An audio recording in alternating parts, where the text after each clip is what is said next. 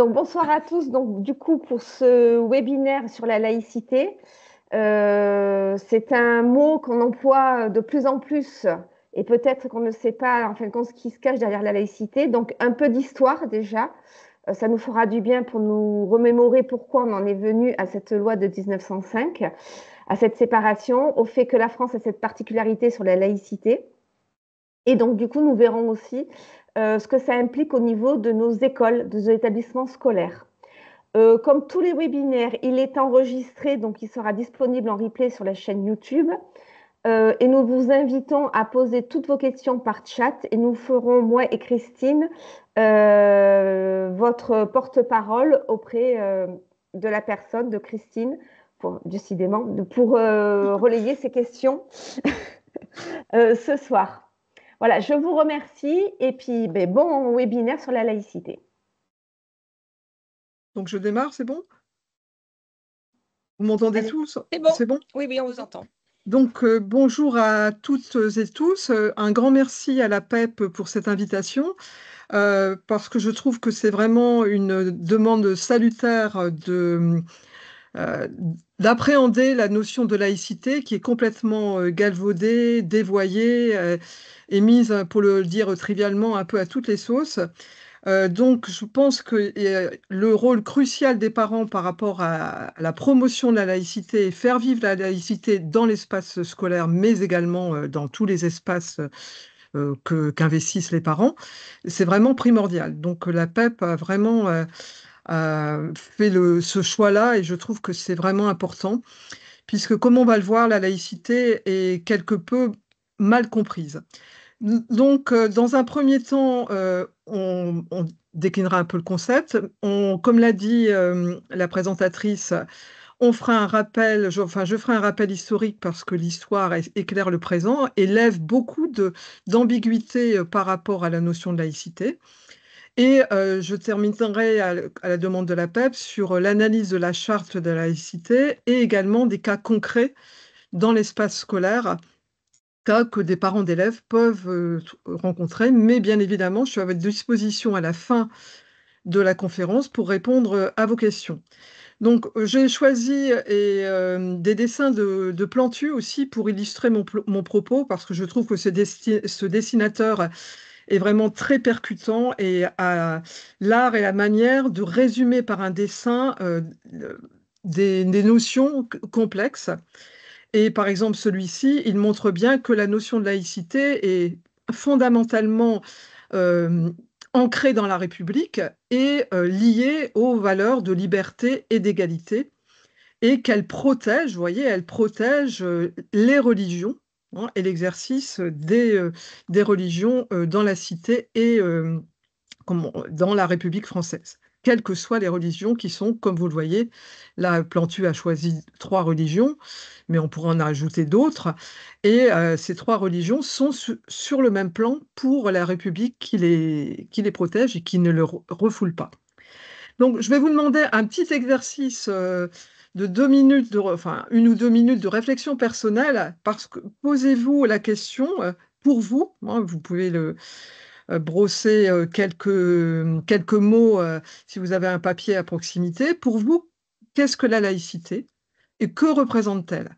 Essayez de prendre quelques minutes pour l'écrire et vous verrez, après le cheminement que nous faisons ensemble, si votre définition a bougé ou si vous étiez déjà dans une définition proche de l'esprit de la laïcité tel que l'ont conçu ses concepteurs dans l'histoire. Je vous laisse donc quelques minutes, pas longtemps parce qu'on a peu de temps ensemble. Je regarde la montre. Une petite minute.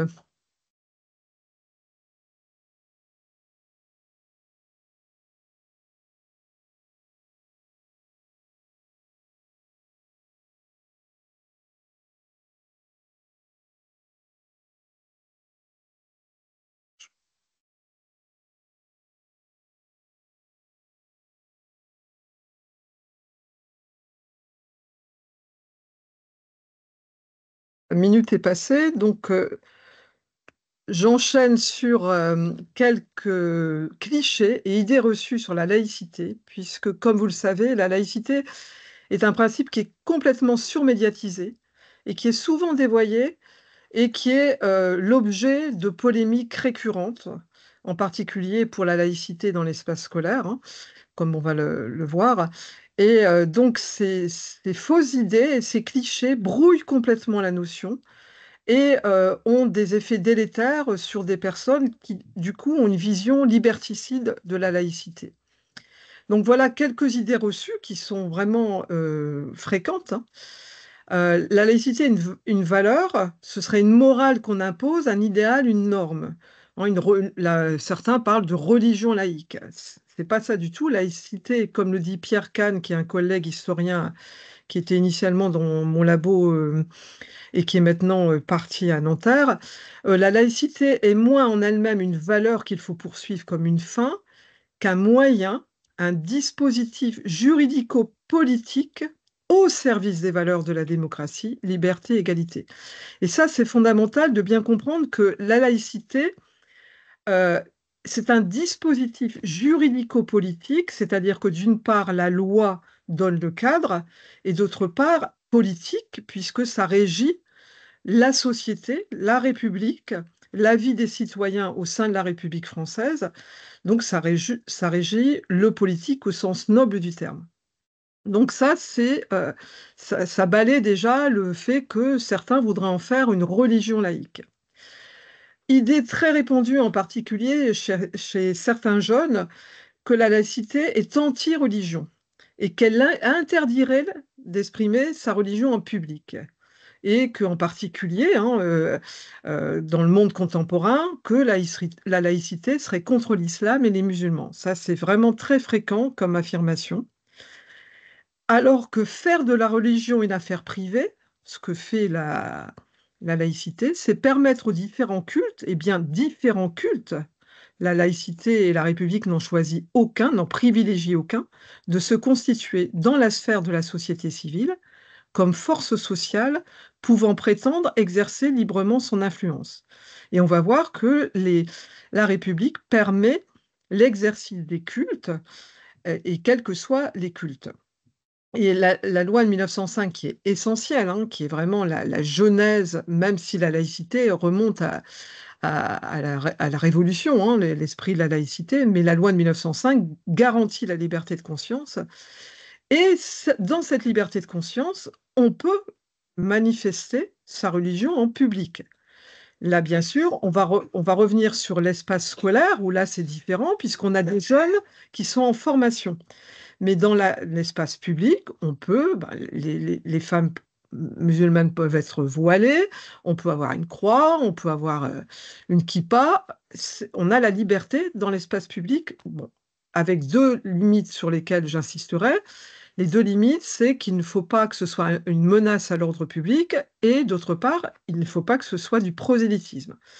Donc, première chose, la laïcité n'est pas anti-religion. Et autre cliché idée reçue, c'est que être laïque, c'est être athée. Mais non, parce qu'il y a des croyants qui sont partisans de la laïcité. Et d'ailleurs, dans la genèse de la laïcité, des députés républicains qui ont travaillé à la mise en place de la loi de séparation de 1905 étaient croyants et ont défendu la laïcité. Donc la laïcité n'est nullement une croyance, mais c'est un principe. Et on va voir ce principe est un principe constitutionnel inscrit dans la Constitution de 1946 et remis dans la Constitution de 1958. Donc, et ce principe rend possible la coexistence de toutes les croyances, je dis bien toutes les croyances, que ce soit des croyances religieuses ou spirituelles ou philosophiques, et le vivre ensemble. Donc, si vous voulez creuser parce que des gens s'emparent de la laïcité et écrivent parfois n'importe quoi. Si vous voulez vous pencher sur un écrit qui tient la route, je vous conseille personnellement Catherine Kinsler, Penser la laïcité. Petite parenthèse. Donc, la laïcité, comme je viens de le dire, c'est un principe fondateur de la République. Le dessin de Plantu le montrait bien, hein, le dessin d'introduction. Et ce principe, il est en constante construction. Hein. La loi de 2004 a été une loi qui s'est ajoutée pour clarifier ce qui se passait dans l'espace scolaire. Donc, comprendre l'histoire, c'est important pour mieux appréhender et comprendre le présent. Je vous apprends rien en affirmant ça. C'est pas simplement pour prêcher pour ma chapelle. Donc, je vais vous donner quelques repères de cette histoire qui est tourmentée de la laïcité et qui a été émaillée d'avancées et de reculs. Bon, c'est pas un long fleuve tranquille, hein. Donc, il faut revenir à l'histoire. Pendant des siècles, ce qui est dans notre société, c'était l'alliance du pouvoir royal et du pouvoir religieux.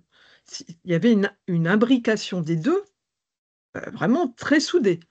D'ailleurs, c'était une monarchie de droit divin. Le roi était le représentant de Dieu sur terre et c'est Dieu qui lui avait concédé son pouvoir.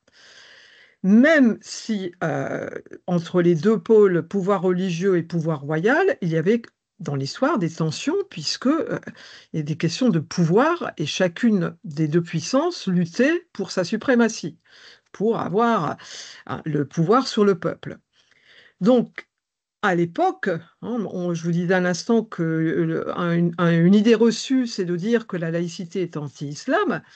À l'époque, c'était la religion catholique, hein, c'était pas du tout l'islam. Là, c'est l'évolution de la société française, hein, avec les vagues d'immigration, quand on a eu besoin de main-d'œuvre, etc., où l'islam a pris une place dans notre société. Mais pendant des siècles, c'était la religion catholique qui était une religion d'État et donc qui tissait le lien social entre les sujets. Et j'insiste sur le mot sujet. Le lexique est toujours très important. On n'a pas affaire à des citoyens, mais on avait affaire à des sujets qui dépendaient du roi et des petits seigneurs. Donc, la date repère, c'est le baptême de Clovis en 498, qui fait du christianisme la religion officielle, l'adjectif est d'importance, de la Gaule.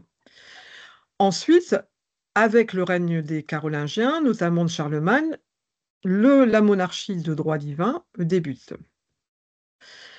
Donc, il faut attendre l'édit de Nantes pour qu'on tolère une religion. Au XVIe siècle, on a un développement du protestantisme qui va déclencher les guerres de religion, puisqu'on va avoir des frictions entre les catholiques, qui étaient donc dominants auparavant, et les protestants qui prennent de l'ampleur au sein de la société. Donc, le Henri IV, qui, je vous rappelle, a été sacré roi en 1594, met fin aux guerres de religion en signant, ce qui est connu, l'édit de Nantes le 13 avril 1598. Donc, qu'est-ce que ça signifie? Ça signifie d'une part que les protestants français, alors je vous ai mis le repère en termes de population, c'était 1,2 million sur 18 millions, hein, ça vous donne le rapport d'influence entre les deux, obtiennent donc un statut et des droits. En particulier, leur liberté de conscience est reconnue, mais leur liberté de culte est restreinte et il y a des lieux de culte limités. Je ne vais pas en rentrer dans les détails. Ils ont d'ailleurs des places de sûreté, ce qu'on appelle les places de sûreté, qui sont des villes fortifiées où ils peuvent trouver refuge et établir des troupes. Donc avec certaines villes que je vous ai indiquées ici. Donc ils ont aussi accès aux emplois royaux pour une plus grande égalité civique. Donc, conséquence de cela, c'est que la force politique protestante va être capable d'avoir une influence jusqu'à pouvoir bloquer des projets de la monarchie. Donc, ça va évidemment pas plaire du tout au roi qui voit son pouvoir diminuer de façon drastique. Donc, Louis XIV révoquera l'édit de Nantes par l'édit de Fontainebleau en 1685. Et donc, c'est la fin de la tolérance religieuse. Le culte protestant est interdit, ce qui provoque un exil massif de 200 000 protestants. Donc, ce qui va vraiment être la toile de fond philosophique de la laïcité, c'est la philosophie des Lumières. Et vous voyez, la métaphore des Lumières, elle est importante, puisque on parle actuellement, c'est l'obscurantisme, en particulier avec le djihadisme, qui s'oppose à la lumière de la laïcité, hein. Donc, la philosophie des Lumières va éclairer par sa réflexion, hein, avec les différents philosophes que vous connaissez, va éclairer et entraîner, affranchir l'homme par rapport au religieux et va le tirer vers la raison. Hein. Le philosophe, lui, conceptualise en termes de raison et pas en termes de croyance. Donc Diderot disait oser penser par soi-même. Et le courage de te servir de ton propre entendement, voilà la devise des Lumières, rappelait Kant. Donc on a un passage de la servitude où la religion dicte les conduites à une pensée et une action qui se construisent et donc à une liberté qui s'acquiert. Donc là, vous voyez la lecture chez Diderot, hein, dans la gravure. Première date, repère de construction de la laïcité à la française, c'est bien sûr la Déclaration des droits de l'homme et du citoyen de 1789, qui réaffirme que les hommes sont libres et égaux en droit. C'est-à-dire que cette liberté, elle est dans l'essence. Elle n'est pas octroyée par quiconque, que ce soit par le roi ou par la religion. Donc, la Révolution va substituer la légitimité du peuple souverain à la monarchie de droit divin. Donc, on a une révolution copernicienne, hein, puisque là, c'est le peuple qui acquiert ce pouvoir politique. Donc, c'est vraiment la première grosse étape de laïcisation de la France. Donc, je vous rappelle les articles, hein, de la Déclaration des droits de l'homme et du citoyen. Les hommes naissent et demeurent libres et égaux en droit. Et l'article 4 est important, puisqu'il rappelle, enfin, pas qu'il rappelle, il, euh, il affirme que la liberté consiste à pouvoir faire tout ce qui ne nuit pas à autrui. Donc, c'est donc la limite de notre propre liberté individuelle. Ainsi, l'exercice des droits naturels de chaque homme n'a de borne que celle qui assure aux autres membres de la société la jouissance de ces mêmes droits. Donc, on voit là que la première union aussi importante entre égalité, hein, la notion d'égalité, qui est pérenne dans notre République, hein, qui est un des phares de la République, hein, liberté, égalité, fraternité, laïcité. Donc ces bornes ne peuvent être déterminées que par la loi. Et là, c'est important, la loi structure et protège et garantit donc l'exercice de l'égalité entre les citoyens. Et donc, article 10, nul ne doit être inquiété pour ses opinions, même religieuses, pourvu que leurs manifestations ne troublent pas l'ordre public établi par la loi. Et voyez, cette limite de la menace à l'ordre public, comme la deuxième limite dont je vous ai déjà parlé, le prosélytisme, on va la retrouver, cette limite-là, qui va expliquer, par exemple, dans l'affaire du Burkini, on y reviendra tout à l'heure, que dans 2 lieux, on a d'un côté l'arrêté du maire qui interdit le Burkini qui va être rejeté, retoqué, alors que d'un autre côté, en Corse, cet arrêté du maire de Cisco va être confirmé parce qu'il y avait des bandes rivales qui se sont agressées. Donc, il y a eu un trouble manifeste à l'ordre public. Donc, la liberté de culte est proclamée en 1791, hein, et donc les protestants et les juifs deviennent des citoyens comme les autres, donc la notion d'égalité. Donc, liberté, égalité, fraternité, on retrouve ce triptyque dans la devise de la République française. Depuis quand? C'est depuis la 1848. Donc, liberté, égalité, on vient de le voir, contenu dans la Déclaration des droits de l'homme et du citoyen. La fraternité arrive dans le préambule de la Constitution de 1848, qui a été mise en place par la Deuxième République. Et donc, la première version de cette devise avec proclamation de la République, c'est le 22 septembre 1792, quand les révolutionnaires adoptent la devise « Unité, indivisibilité de la République, liberté, égalité, fraternité ou la mort ». Donc, vous voyez, ils étaient un peu extrémistes, hein. Donc, ce qui structure vraiment notre histoire depuis la royauté, c'est vraiment et qui va être pérenne jusqu'au 19e, c'est vraiment la guerre, ce qu'on appelle la guerre des deux France. Cette guerre des deux France, c'est entre les tenants de la République et les tenants du pouvoir religieux qui devrait dicter à la République sa loi. Donc cette guerre des deux France, on la retrouve dans plusieurs épisodes douloureux, hein, d'ailleurs, de l'histoire de France. Donc, avec la constitution civile du clergé en 1790, donc juste au moment de la Révolution, l'État décrète une réorganisation de l'Église catholique. On supprime les communautés religieuses et les biens ecclésiastiques sont nationalisés. Pardon. Donc, vous voyez, par exemple, les églises vont appartenir à la nation, et ça va être important. On va le retrouver dans la loi de 1905 parce que, du coup, encore actuellement, la République finance les réparations de ces églises qui étaient des églises qui avaient été nationalisées.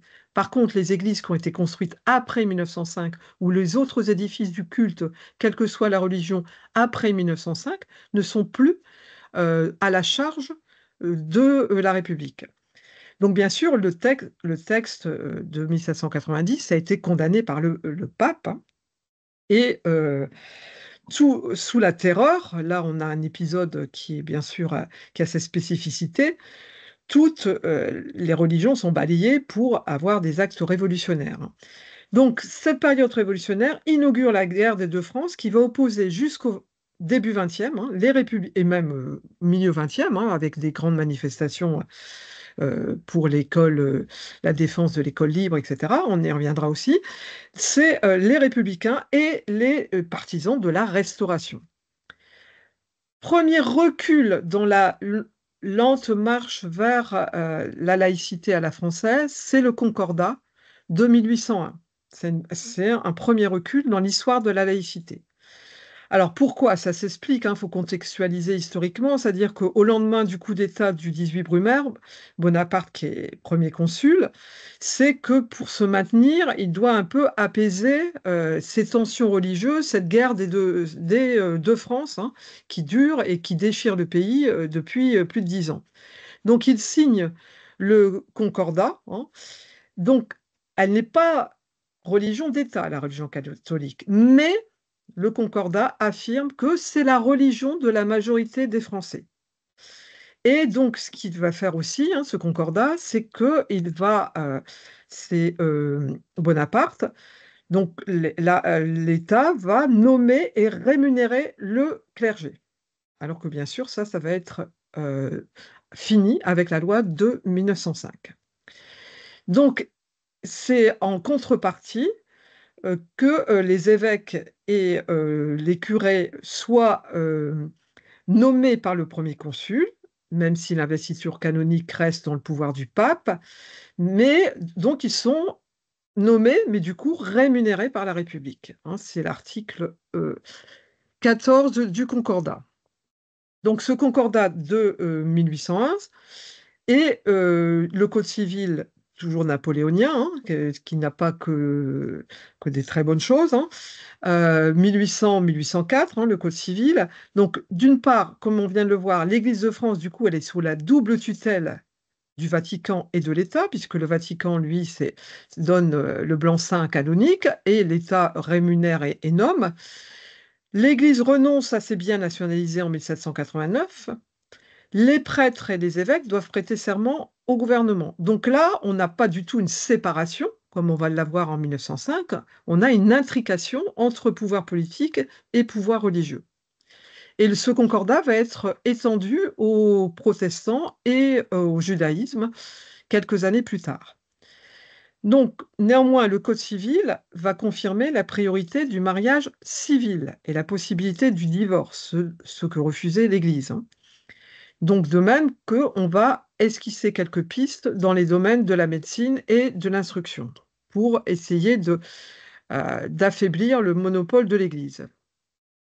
Donc, les prémices de la séparation de la loi de 1905, donc fin 19e, donc il y a eu plusieurs tentatives, on ne va pas rentrer dans les détails, de rétablissement de la monarchie.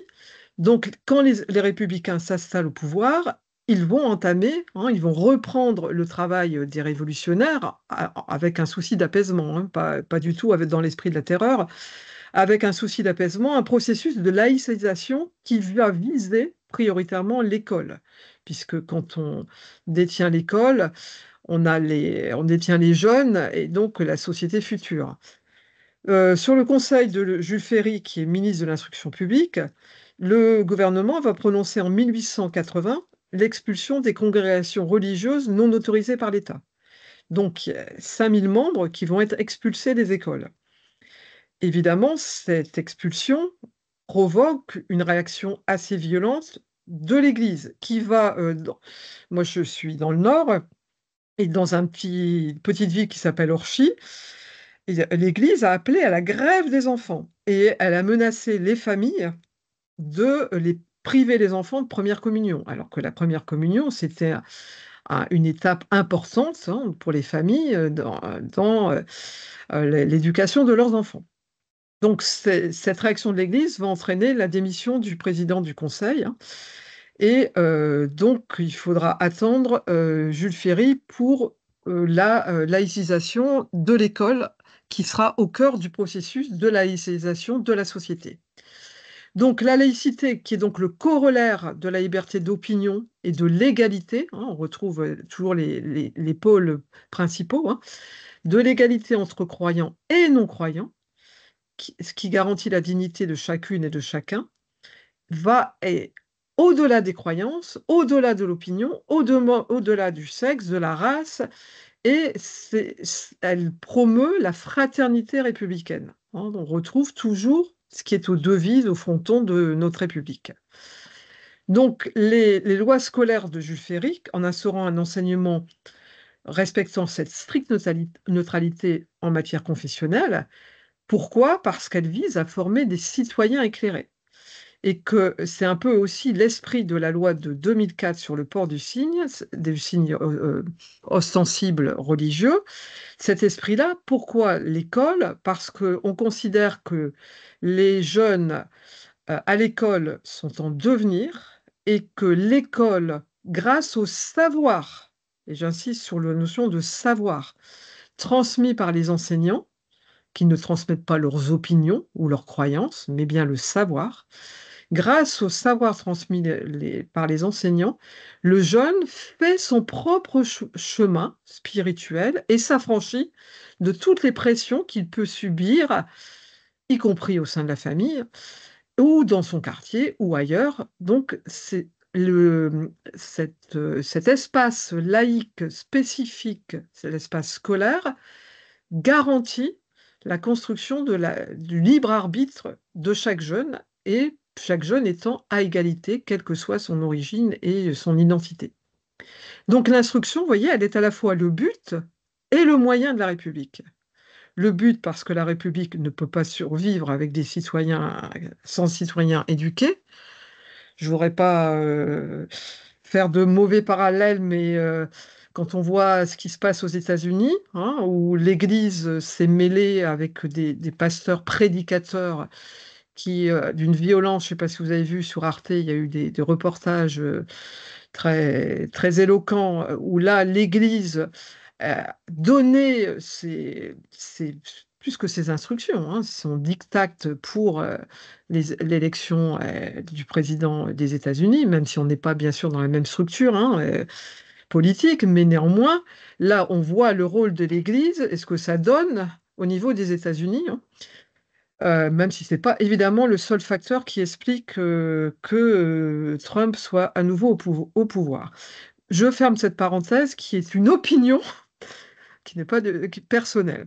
Donc, le but de la République, c'est donc l'instruction et le moyen aussi, parce que seuls des citoyens instruits comprennent l'intérêt de pérenniser la République. Puisque là encore, si on prend un parallèle avec ce qui s'est passé aux États-Unis, il y a des électeurs qui ont été abreuvés de fake news sur les réseaux sociaux, en plus avec Elon Musk qui était le sbire d'un candidat, ce qui rompait complètement l'égalité entre les candidats, puisque lui, il avait tous les réseaux sociaux, cette force monumentale. Vous voyez bien qu'on touche avec ce contre-exemple, en quoi la laïcité est complètement intriquée dans la notion de liberté et d'égalité entre tous et toutes. Donc l'école, pour cela, doit résister à tous les particularismes, qu'ils soient religieux, linguistiques, raciaux, tout ce que vous voulez. Et donc, il y a un rapport singulier au sein de la République dans l'école, et ce qui explique les passions qui sont toujours très vives autour de ces questions scolaires. Donc, alors les lois dites Ferry, alors moi là, je rends un peu hommage à Ferdinand Buisson, qui est celui qui a vraiment œuvré à ces...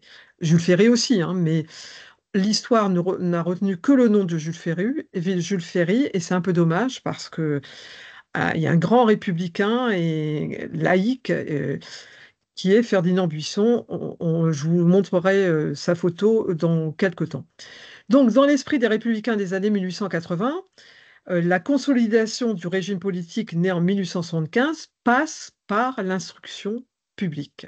Donc, en laïcisant l'école, c'est ce que je viens de m'attacher à vous montrer, ils veulent affranchir les consciences de l'emprise de l'Église et fortifier la patrie en formant les citoyens, toutes classes confondues, sur les mêmes bancs.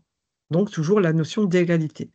Donc, pour ce faire, ils vont, d'une part, créer des écoles normales pour assurer la formation d'instituteurs laïcs destinés à remplacer le personnel des congrégations. Et ça, c'est la loi du 9 août 1879.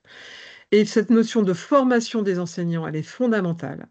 Là encore, je vous donne mon opinion personnelle, même s'il y a un gros plan là qui a été mis en place, mais il y a quand même un déficit de formation de certains enseignants sur la notion de laïcité, qui fait qu'on a des conséquences assez catastrophiques, parce que ça met en danger des enseignants qui n'ont pas la formation pour savoir répondre aux attaques qu'ils pourraient subir dans l'exercice de leur pratique enseignante, et qui sont démunis, et pour certains, ils s'autocensurent. On y reviendra tout à l'heure. Donc, la notion de formation, les républicains, fin 19e, l'avaient bien saisie, puisqu'ils créent des écoles normales pour assurer la formation d'instituteurs laïcs qui vont porter cet idéal. La loi que vous connaissez du 16 juin 1880, qui va garantir la gratuité absolue de l'enseignement primaire dans les écoles publiques. Enseignement primaire, on n'est pas à la gratuité du secondaire. La loi du 28 mars 1882 sur l'enseignement primaire obligatoire de 6 à 13 ans, qui a donc deux objectifs: rendre l'instruction obligatoire, mais aussi laïque. On supprime la morale religieuse au profit d'une instruction morale et civique. Enfin, la loi Goblet de 1886, qui organise l'enseignement primaire et qui va laïciser progressivement les personnels de l'enseignement public. Et donc, les ecclésiastiques vont progressivement se retirer. Donc, comme vous le voyez, avec ces lois de la fin du 19e, on a une laïcisation qui s'applique au programme, avec l'instruction morale et civique, aux locaux et aussi aux enseignants. Cet équilibre, il est fragile. Je vous disais en introduction que la longue marche historique de la laïcité est faite d'avancées, de progrès, mais également de recul et de travers, certains dramatiques. Donc, le monde religieux n'accepte pas de perdre ce pouvoir, et que l'emprise sur les jeunes leur soit enlevée. Donc, Jules Ferry, dans un souci d'apaisement, il va accorder des concessions à l'Église. Donc, par exemple, l'enseignement religieux va être autorisé dans les écoles publiques, mais en dehors des heures de classe. Mais on va, par exemple, ménager un temps, hors temps de classe, pour que les élèves puissent avoir un enseignement religieux si la famille le souhaite. Il accepte que le crucifix, ce qui est contraire aux lois précédentes, soit laissé là où on s'oppose à leur retrait. Et il exhorte les instituteurs à ne pas imposer les lois laïques avec violence, mais à respecter les convictions des parents. Il est obligé de faire des compromis. Donc, en cela, il va être aidé par le pape Léon XIII, qui va demander aux catholiques français de se rallier à la République. C'est-à-dire, le pape va se rendre compte que les républicains sont dans une démarche, dans un souci d'apaisement, et donc le pape fait aussi une démarche en faveur de la République. Cet équilibre qui était fragile, il est rompu par l'affaire Dreyfus, qui, euh, qui est au cœur d'une campagne des catholiques contre la République. Donc, on va avoir une nouvelle riposte des républicains contre les congrégations religieuses. Donc, des centaines d'établissements religieux sont fermés par décret, hein. Une nouvelle loi va retirer aux congrégations le droit d'enseigner. Il va y avoir une rupture des relations diplomatiques avec le Vatican. Vous voyez, c'est allé quand même assez loin. Émile Combes, qui est un des artisans de la loi de 1905, va déposer un projet. Vous voyez, on est le 10 novembre 1904, donc un an avant la loi de séparation de décembre 1905. Donc il y a une tentative d'Émile Combes, mais qui va avorter. Pourquoi cette tentative? Sinon, on aurait eu la loi de séparation un an avant, hein. Mais cette tentative est avortée parce qu'il y a un scandale, ce qu'on appelle historiquement l'affaire des fiches, c'est-à-dire que l'opposition aux Républicains va dévoiler que le ministre de la Guerre avait fait faire des fiches sur les pratiques religieuses des hauts fonctionnaires et des gradés de l'armée. Donc ça va entraîner, bien sûr, puisque c'est complètement contraire à ce qui était affiché, ça va entraîner la chute du gouvernement Combes en janvier 1905. Donc, je vous parlais tout à l'heure de Ferdinand Buisson, qui a été un des artisans des lois laïques, dites loi Jules Ferry. À mes yeux, c'est vraiment le père de l'école laïque, plus que Jules Ferry, hein. Pourquoi? Parce que il a vraiment, il a non seulement mis en place les lois de la scolaire de la Troisième République, donc dite loi Ferry, il était président d'une commission parlementaire avec Aristide Briand qui préparait la loi de séparation de l'Église et de l'État. Il croit en la possibilité d'une morale laïque et il est l'auteur du dictionnaire de pédagogie qui vient d'être réédité, enfin il y a 2-3 ans, il a été réédité, mais vous pouvez même le trouver en ligne, hein, ce qui est vraiment très intéressant, hein, ce dictionnaire de pédagogie, qui montre que Ferdinand Buisson non seulement était un républicain éclairé, mais aussi un grand pédagogue qui croyait aux potentialités de l'enfant et qui croyait surtout au pouvoir de la raison pour aider à grandir et à émanciper. Bon, enfin, je ne vais pas rentrer aujourd'hui dans les détails de Ferdinand Buisson, mais c'est vraiment passionnant. Je vous invite à vous pencher sur son dictionnaire de pédagogie. Donc, cette fameuse loi de séparation des églises et de l'État, qui était la loi phare, hein, de la laïcité du 9 décembre 1905, que l'on célèbre chaque année, 9 décembre 1905. Alors, c'est très bien de la célébrer, hein. Il y a une injonction institutionnelle que ce soit célébré dans les écoles. Certes, c'est important, cette notion de mémoire, mais il ne faut pas que la laïcité se réduise à une commémoration d'une loi. Il faut qu'elle soit incarnée au quotidien dans les établissements. Et pas simplement, on fait une petite exposition pour la loi de 1905. On y reviendra dans la partie pratique si vous le souhaitez. Donc, à l'initiative d'Aristide Briand, en fait, ils sont trois à avoir œuvré vraiment pour cette loi de 1905, pour mettre fin à l'affrontement violent, hein, qui a duré vraiment presque 25 ans, comme je vous le disais, entre les deux France, hein, entre la conception de la place des églises dans la société. Ce que voulait Aristide Briand, c'est une loi de compromis, pas une loi violente qui donnerait une guerre civile en France. Donc, la volonté des républicains qui étaient au pouvoir donc, depuis 1879, c'est de réduire, je vous ai expliqué pourquoi, le poids de l'Église catholique, hein. Et on est toujours par rapport à la religion, l'Église catholique, hein. C'est pour ça que c'est important de redonner des repères aux élèves pour leur montrer que la laïcité, c'est pas contre l'islam, toutes les religions sont mises sur le même plan et elle n'est pas contre les religions d'ailleurs. Donc, cette loi met fin à une alliance, hein, souvenez-vous, le baptême de Clovis, hein, de 1400 ans entre la France et l'Église. La loi proclame la liberté de conscience et garantit le libre exercice des cultes. Donc, elle n'est pas anti-religieux, puisqu'elle garantit ce libre exercice du culte. Et vous pouvez avoir des ennuis si, en tant qu'élu, vous ne facilitez pas cet exercice des cultes, quel que soit le culte.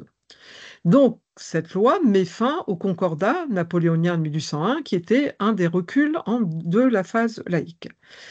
Comme le résumait par la formule célèbre de Victor Hugo, l'Église chez elle, l'État chez lui. C'est-à-dire que le pouvoir religieux n'a n'a pas de pouvoir sur le pouvoir politique et vice-versa. C'est-à-dire que le pouvoir politique ne dicte pas les règles du pouvoir religieux, hein, ça va dans les deux sens. Donc voilà cette loi que vous trouvez aux Archives nationales.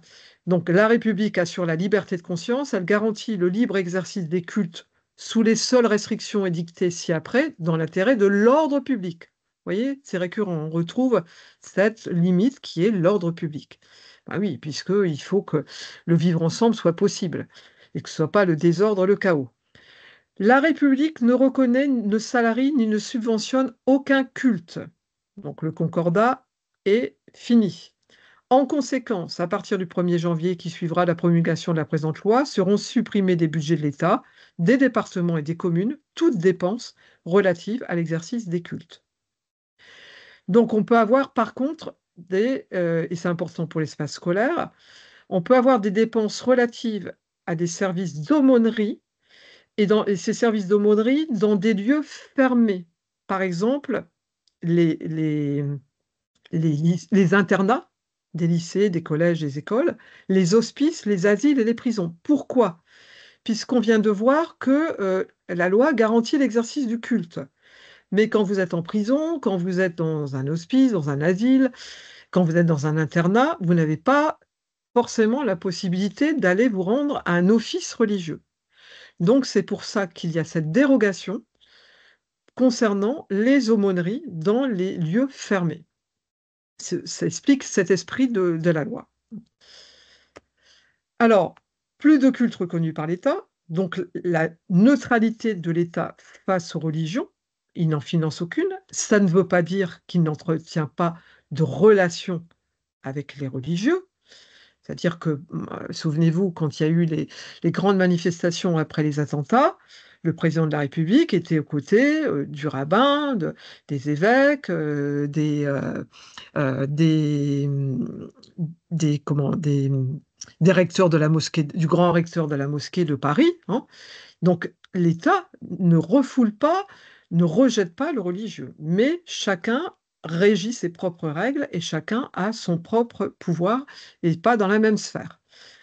Les églises donc ne sont plus de droit public et bien sûr, les ministres des cultes ne sont plus rémunérés par l'État, sauf, comme on vient de le voir, dans les lieux fermés. Donc les églises doivent s'autofinancer, mais elles peuvent utiliser gratuitement pour le culte les édifices qui leur appartenaient, hein, c'est ce qu'on a vu tout à l'heure. Les édifices qui sont devenus propriété de l'État avec la loi, hein. Donc il y a plus de 30 000 églises, temples et synagogues, mais surtout les églises, hein, majoritairement, qui sont mis gratuitement à la disposition des communautés religieuses, à condition, et c'est une condition qui a été qui a suscité des tensions avec les responsables religieux, il fallait constituer des associations cultuelles indépendantes. Donc le Vatican voyait ça d'un très mauvais œil parce qu'il perdait la main. Donc, de même que ça va dans les deux sens, je vous disais, aucun signe religieux ne peut être apposé sur les monuments publics. Les nouveaux lieux de culte doivent être financés sur fonds privés et non pas sur les deniers publics, même si on a une entorse aux deniers publics qui financent certaines activités religieuses. En Alsace-Lorraine, on y reviendra.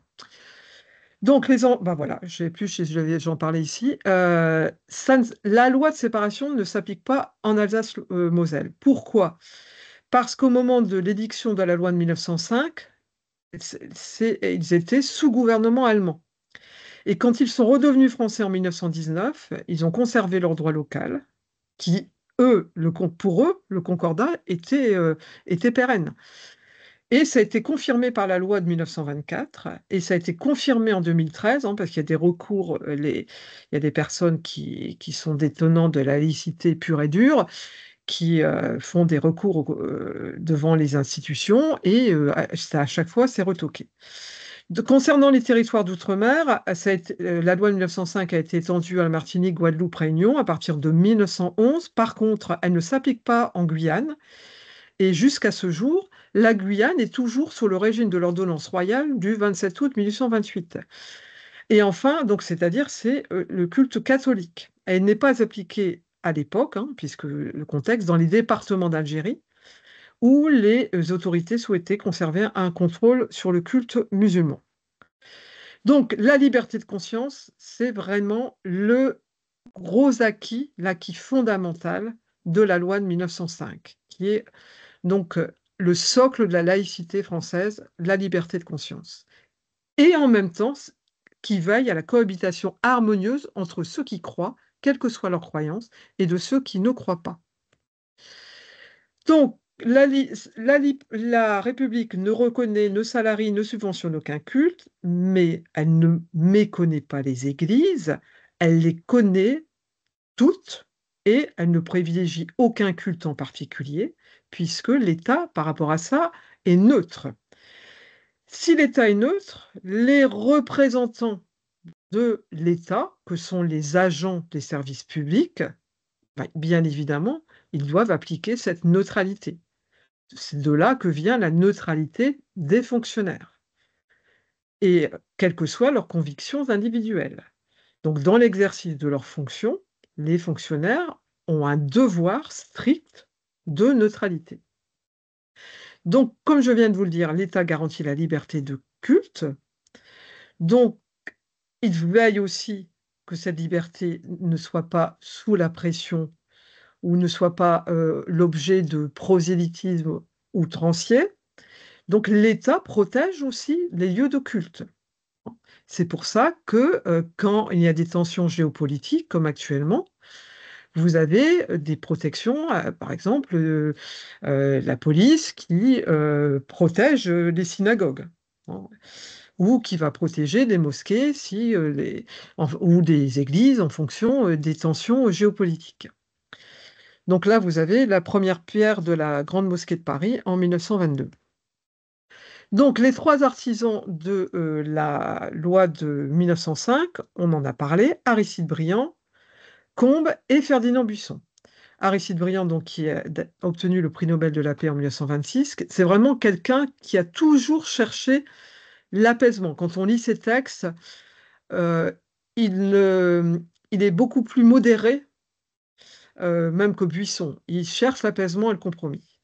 Et par exemple, je ne peux pas rentrer dans tous les détails, mais pendant la loi de 1900, pour la loi, juste après l'édiction de la loi de 1905, il y a eu de grosses tensions sur fallait-il interdire les soutanes dans l'espace public, hein, les soutanes. Et lui, Aristide Briand, pour lui, c'était aberrant. Il a dit, on ne va pas commencer à raccourcir les robes des curés, etc. Et il y a des textes là-dessus, hein. Donc, pour lui, l'État n'est pas anti-religieux, il est a-religieux. Et le préfixe, c'est l'importance, a-religieux. Donc, vous voyez que la loi de 1905, sa genèse n'est pas non plus apaisée, hein, c'était très très tendu. Il y a d'ailleurs des livres, hein, sur les caricatures au moment de l'édiction de la loi de 1905, hein. Donc, une caricature dans le journal Le Rire du 20 mai, où vous avez Marianne et l'Église, hein, qui sont symbolisés, qui sont, vous le remarquez, siamois, hein.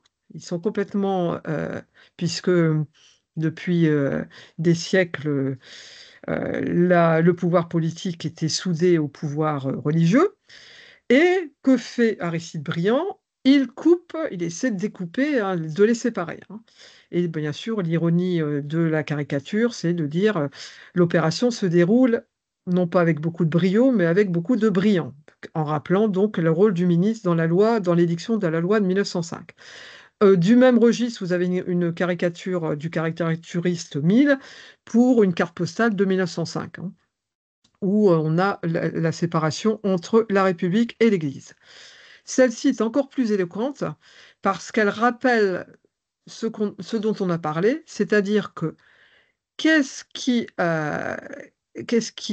fonde L'esprit républicain de cette loi de 1905, c'est l'esprit des Lumières. Et vous voyez dans le nuage en haut à droite, Voltaire, qui envoie des rayons bienfaisants sur Émile Combes, qui était devenu président du Conseil en 1902, hein, qui d'ailleurs avait mené une politique anticléricale.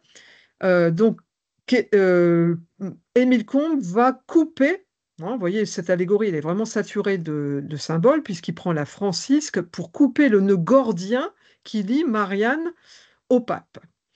Alors, bon, on ne va pas rentrer dans le détail, mais vous avez un petit moine qui a abusé de la divine bouteille, en bas à droite, hein, mais Voltaire, là, cette caricature, hein, cette lithographie qui est d'ailleurs conservée au musée Jean Jaurès à Castres, cette lithographie, elle montre bien que la loi de 1905 est imprégnée de l'esprit des Lumières. Et la laïcité, le champ de prédilection, le champ central, qui est l'objet de tous les enjeux, de toutes les polémiques récurrentes, c'est le champ scolaire. Parce que, comme on l'a dit, je vous le répète, qui a le pouvoir sur la jeunesse, hein, a le pouvoir sur la République et sur les citoyens. Donc, vous voyez une caricature de l'assiette au beurre où les deux se disputent, hein. Vous avez la religieuse et vous avez Marianne qui est pas à son avantage, avec la toile de fond de l'industrialisation de la France, hein, derrière, et l'Église, hein, catholique derrière également. Donc, l'enjeu du champ scolaire. Donc, l'application de la loi de 1905, là encore, ça a été compliqué, très conflictuel et parfois sanglant, hein. Selon la formule de Jaurès, c'était une loi juste et sage, mais les inventaires des biens de l'Église, par exemple, ont donné lieu, vous voyez ici sur non, c'est pas une lithographie, sur le dessin, vous voyez les affrontements, hein, entre, encore une fois, les résurgences des deux France, hein, qui durent depuis des siècles. Alors, ce qui va souder les deux France et qui va donner un élan, c'est un événement douloureux, c'est la guerre de 1914-1918, et ce qu'on va appeler l'Union sacrée. Parce que dans les tranchées, vous allez avoir des gens catholiques, des laïcs, tous les Français vont se retrouver sur le même plan, hein, et les solidarités qui sont induites par ce que vivent les gens en période de guerre vont ressouder le peuple de France. Et l'Église catholique va également adopter une attitude plus conciliante, hein, puisque elle va, vous savez, elle refusait, vous vous souvenez, pour la loi de 1905, il fallait des associations cultuelles, dont le Vatican ne voulait pas parce qu'il n'avait pas la main dessus.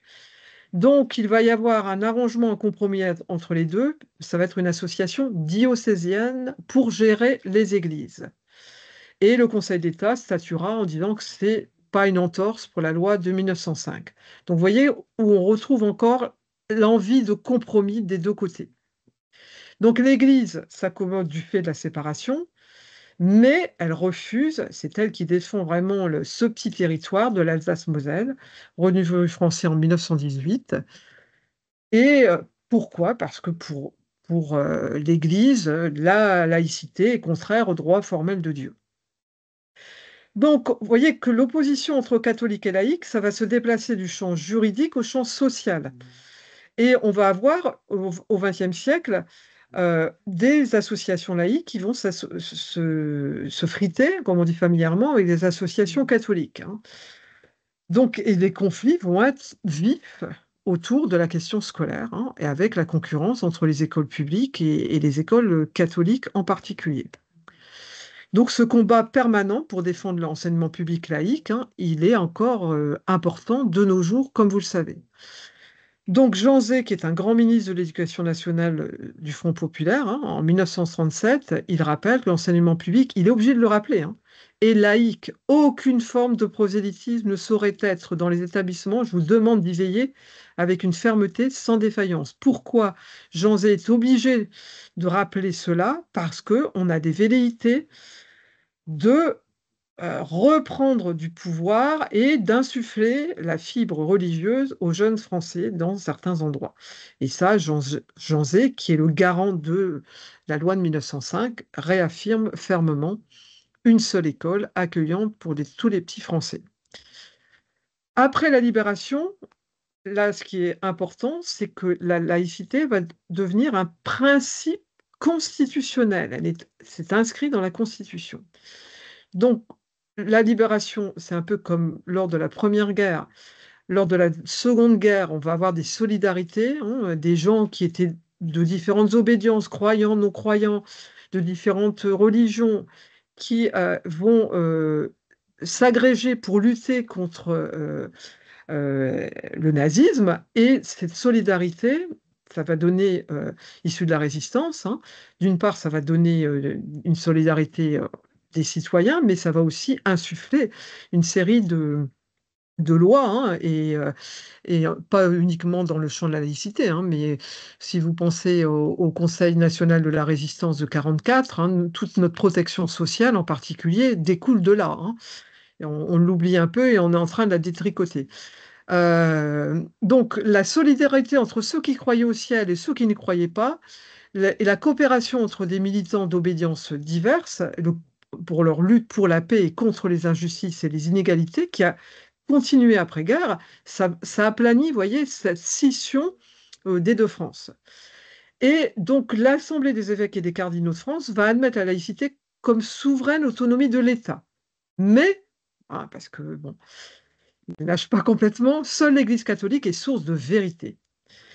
Alors, il va y avoir l'épisode qui est là aussi un recul, hein, du régime de Vichy. Je passe rapidement, hein, mais là, vous savez que sous Vichy, non seulement c'est l'antisémitisme, donc qui est à l'antipode de la laïcité, mais aussi c'est la collusion avec une partie de l'épiscopat.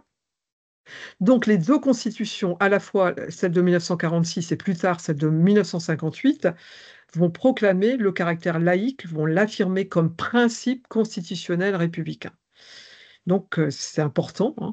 La France est une république indivisible, laïque, démocratique et sociale. C'est rappelé clairement dans la Constitution. Donc, grâce au Concile de Vatican II, dans les années 60, donc un peu plus tard, les évêques de France vont admettre sans réserve la liberté de conscience et le pluralisme religieux. Donc là aussi, c'est un progrès. Et donc, vous voyez que la laïcité, c'est pas la loi de 1905 qui l'a assénée avec un coup de baguette magique, hein. C'est un long processus qui vient de loin et qui continue, hein, à bouger. Donc l'école cristallise toutes les tensions, comme je vous l'ai dit, hein. Une tension pérenne, c'est la question du financement de l'enseignement privé, qui était essentiellement catholique, qui était très conflictuelle. Et en 1953, les laïcs créent le Comité national d'action laïque, le CNAL. Ils se mobilisent, mais ils n'arrivent pas à empêcher la publication d'une loi qui est un recul par rapport aux lois laïques, c'est la loi Debray, qui prévoit un financement public pour les établissements privés signant un contrat avec l'État. C'est-à-dire que les deniers de tous les citoyens français, croyants, non-croyants, bah, participent au financement d'écoles privées. Et donc, il y a des tenants laïcs comme Pénard-Ruiz qui considèrent que c'est une entorse à l'esprit laïque de la loi de séparation. On peut le lire comme cela. Et d'ailleurs, le CNAL proposait, hein, depuis longtemps un grand service public unifié et laïque. Et ce projet va figurer dans des projets de l'ensemble des partis de gauche. Il y a eu une tentative un peu dramatique de le mettre en place. C'est sous Mitterrand, hein, comme président de la République en 1984. Donc, c'est le gouvernement socialiste qui a pour Premier ministre Pierre Mauroy et donc Alain Savary, ministre de l'Éducation nationale, qui Alain Savary, il applique ce qui est dans le programme pour lequel a été élu le président de la République, François Mitterrand. Donc, c'est ce grand service public laïque unifié. Et comme vous le savez, ça a donné des manifestations, mais bien au-delà de la petite guéguerre entre les manifestants pensent qu'il y a tant de personnes et la police tant de personnes.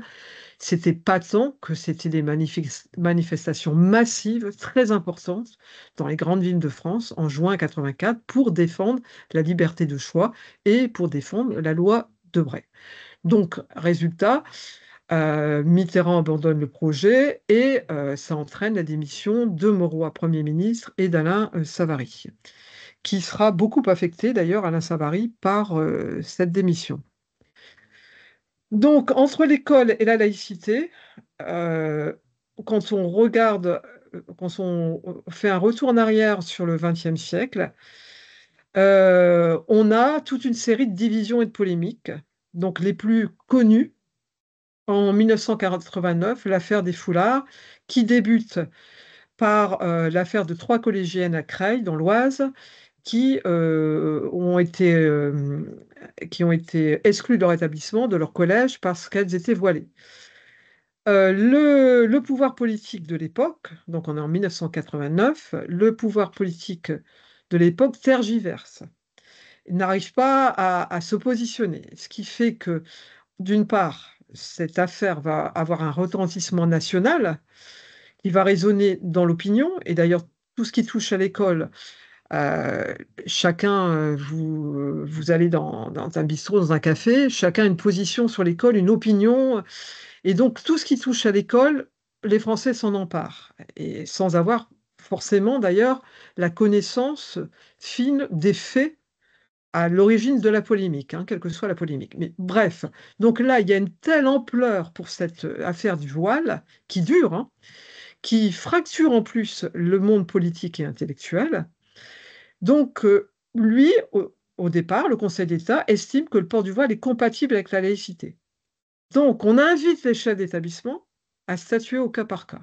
C'est une véritable catastrophe, ça, parce que, d'une part, ça place les établissements scolaires dans des situations extrêmement difficiles. Moi, je suis villeneuvoise à Villeneuve-d'Ascq, dans le lycée de Villeneuve-d'Ascq. Quand vous discutez avec les acteurs de l'époque, c'était extrêmement tendu, hein, et y compris dans l'établissement, avec des clivages, y compris parmi les enseignants, ceux qui étaient pour le voile, ceux qui étaient contre. Enfin. Donc là, il y a une manque, j'oserais même employer le terme de lâcheté du pouvoir politique pendant plusieurs années, qui n'a pas su trancher, qui n'a pas su édicter une loi, puisque vous vous souvenez tout à l'heure, on a dit c'est la loi qui cadre, qui structure la laïcité, qui protège. Or là, en remettant la responsabilité, en déléguant cette responsabilité au pouvoir local des chefs d'établissement, c'était les placer dans des situations impossibles. Donc Bayrou, en 80, qui était devenu ministre, parce qu'il y avait Jospin, hein, au moment de l'affaire du voile, le ministre de l'Éducation, c'était Lionel Jospin. Ensuite, il y a été François Bayrou, qui a pris le relais. Il fait une circulaire, mais une circulaire, qui interdit les signes religieux ostentatoires à l'école publique en 1994. Mais comme c'est une circulaire, ça ne résout pas le problème. Et d'ailleurs, le proviseur du lycée Conneau de Villeneuve-d'Ascq, qui avait fort à faire avec une situation tendue, comme dans beaucoup d'établissements, hein, par rapport aux jeunes filles voilées, il a eu le ministre en, en ligne qui lui a dit: Ah, faites pour le mieux, monsieur le proviseur, faites pour le mieux. Mais voilà, l'échelon national là, a été défaillant pendant des années. C'est Jacques Chirac qui a lancé la commission Stasi en 2003 sur l'application du principe de la laïcité dans la République. Cette commission est très riche et vous pouvez là aussi, hein, vous la procurer pour ceux que ça intéresse. Elle est très intéressante parce qu'il y a beaucoup de suggestions qu'on pourrait encore s'approprier en 2024. Donc elle se prononce clairement en faveur de l'interdiction des tenues et signes manifestant une appartenance religieuse ou politique. Et elle estime que cela devrait relever de la loi. Et c'est le bon sens, c'est le bon sens. Ce qui fait que, vous voyez quand même, hein, 1989, ce n'est que le 15 mars 2004 qu'on a cette fameuse loi qui interdit aux élèves le port de signes ou de tenues manifestant ostensiblement, et l'adverbe est important, une appartenance religieuse. C'est-à-dire que les élèves ont le droit à des signes discrets, mais pas des signes ostentatoires. Et cette loi, quand vous la regardez dans le détail, elle ne vise pas le voile, hein. Et d'ailleurs, la commission Stasi euh, prenait des exemples, hein, quand on suggérait la loi, prenait des exemples dans les différentes religions, la kippa par exemple. Donc elle ne vise, c'est ne pas, parce que certains, les adversaires de la laïcité, disent que c'est une loi anti-voile. Non, c'est une loi qui veut que le principe de la laïcité s'applique sereinement dans l'espace scolaire et que les élèves puissent construire leur libre conscience sans être sous le joug de pression religieuse ou autre, ou spirituelle ou politique dans l'espace scolaire. Donc, les polémiques, elles sont récurrentes. Et là, il y a une polémique qui est retombée comme un soufflet parce que en août 2000, c'était la polémique sur les abayas. Parce que les chefs d'établissement, là encore, faisaient remonter, hein, puisque les incidents concernant la laïcité remontent, hein, dans la hiérarchie scolaire, faisaient remonter qu'il y avait des soucis par rapport au port de l'abaya. L'abaya, comme vous savez, c'est une longue robe, hein, et aussi du camil, les tuniques longues pour les hommes. Donc, Gabriel Attal, là, il a été ferme. En vertu de la loi de 2004, il a considéré que l'abaya relevait d'un signe religieux ostentatoire. Donc, il a fait une note de service et ça a permis au chef d'établissement, dans le dialogue, parce que l'application de la loi, l'incontournable, c'est aussi le dialogue avec les élèves et leurs parents.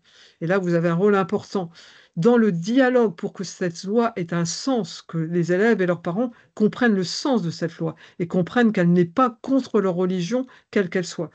Donc, dans le dialogue, la polémique sur les abayas, contrairement à celle du foulard, elle, elle a été gérée par la loi, hein, le rappel à la loi, et par le ministre de l'Éducation nationale de l'époque. Donc, pardon, la neutralité de l'école n'est pas conçue comme une invisibilisation des croyances, mais une mise à distance indispensable à la réalisation de la mission de l'enseignement public, qui est de partager les valeurs de la République. Donc, les élèves ont le droit de dire dans l'espace scolaire, moi je crois en Allah, moi je crois en Dieu, moi je crois en qui vous voulez, je crois au Dalai Lama. Les élèves ont le droit. Seuls les personnels, les agents publics ne peuvent pas, parce qu'ils sont soumis au principe de neutralité. Mais les élèves, eux, peuvent le dire. Et d'ailleurs, il y a l'enseignement du fait religieux à l'école, du fait religieux, pas de l'opinion religieuse, pas du culte, du fait religieux, on y reviendra. Donc, cette loi de 2004, vous avez vu sa genèse, 1989-2004. Et ça a été vraiment des moments, des décennies difficiles pour les établissements scolaires, hein. Donc, elle encadre, en vertu du principe de laïcité, le port de signes de tenue. Donc, ostensiblement, hein, on vient de le voir, c'est l'article L141-5.1. Donc, si il y a transgression de cette loi, là, il y a une mise en œuvre d'une procédure disciplinaire, mais cette procédure disciplinaire est précédée d'un dialogue avec l'élève et avec sa famille, bien sûr, pour que cette loi acquiert son sens et dans un esprit aussi éducatif. Donc, cette loi n'est ni discriminante ni excluante. Donc, sont visés les signes, hein, ou tenues dont le port conduit à se faire immédiatement reconnaître par son appartenance religieuse. Elle est rédigée de manière à pouvoir s'appliquer à toutes les religions et à répondre à l'apparition de nouveaux signes ou de tentatives de contournement. Et d'ailleurs, cette loi, elle est toujours réaffirmée, réhabilitée au sens fort du terme par le Conseil constitutionnel, le Conseil d'État, la Cour européenne des droits de l'homme, qui est supranationale, hein. Donc, ce n'est pas une entorse aux règles européennes. Et la loi respecte la foi religieuse sans que celle-ci s'abstient de faire loi, hein. Donc, toujours la séparation par rapport au pouvoir politique.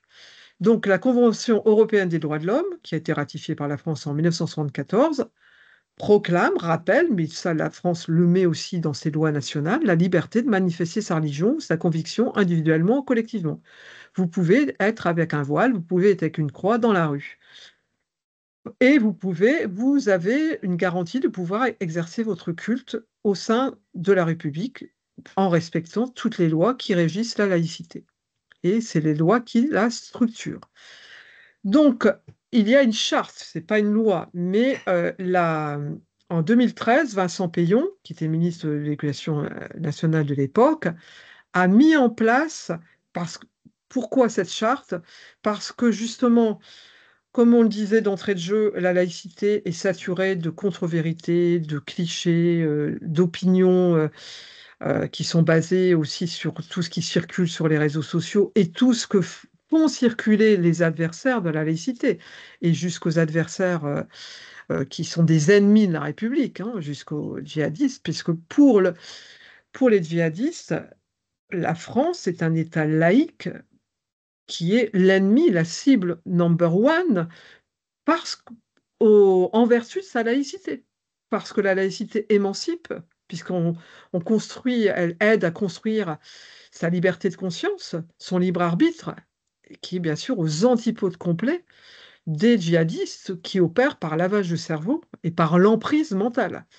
Donc c'est pour ça que là, la lumière de la laïcité s'oppose à l'obscurantisme des djihadistes, et avec les événements dramatiques que vous connaissez, hein, jusqu'au plus récent. Donc la charte, cette charte, le ministre voulait qu'elle soit un outil, je dis bien un outil, hein, c'est pas une loi, c'est un outil au service des équipes pédagogiques pour donner sens à la laïcité, non seulement aux élèves, à leurs familles ou aux partenaires de l'école. Donc c'est pas la norme, c'est la loi, c'est pas la charte, hein. Mais bien sûr que la charte s'appuie sur la loi. Donc cette charte de la laïcité à l'école, vous voyez le dessin de presse du dessinateur Na, vous voyez, on laisse les religions, les croyances, pas les religions, excusez-moi, on laisse les croyances avant de rentrer sous le porche de l'école. Les religions ne rentrent dans l'école que par les faits religieux, et pas par les opinions. Donc la charte, vous la connaissez, normalement chaque parent d'élève la signe au moment de l'inscription.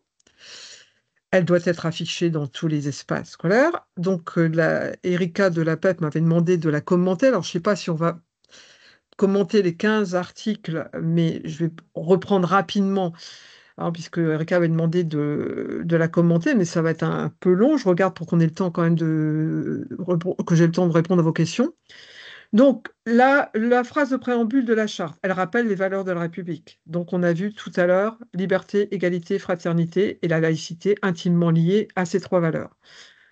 La France est une république indivisible, laïque, démocratique et sociale. C'est un principe, la laïcité est un principe constitutionnel, on l'a vu, 1946-1958. Le Code de l'éducation, puisque dans l'école est un service public qui a une mission, la transmission des valeurs, la construction du citoyen. Et donc, la laïcité doit prendre sens pour les élèves. Ils doivent comprendre que le bien fondé, les enjeux, et que la laïcité permet le vivre ensemble, non seulement au sein de l'école, mais dans la société qu'ils vont contribuer à construire grâce à la construction et à l'émancipation par le savoir. Donc, cette charte veut faire partager, hein, l'esprit laïque. L'article 1er, donc, ça rappelle l'indivisibilité, la laïcité avec son histoire, avec les lois laïques, Jules Ferry, Buisson, la démocratie, le caractère social de la République. Et là, c'est parce que, bon, faut pas non plus avoir une vision idyllique.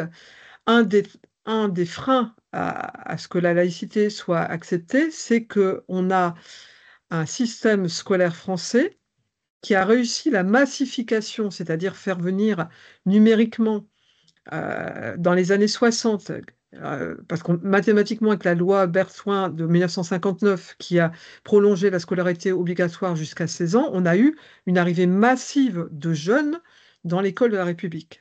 Donc là, le système a réussi cette massification, hein. C'était un défi qui était pas simple, hein, puisqu'il fallait des enseignants pour mettre devant les élèves, etc.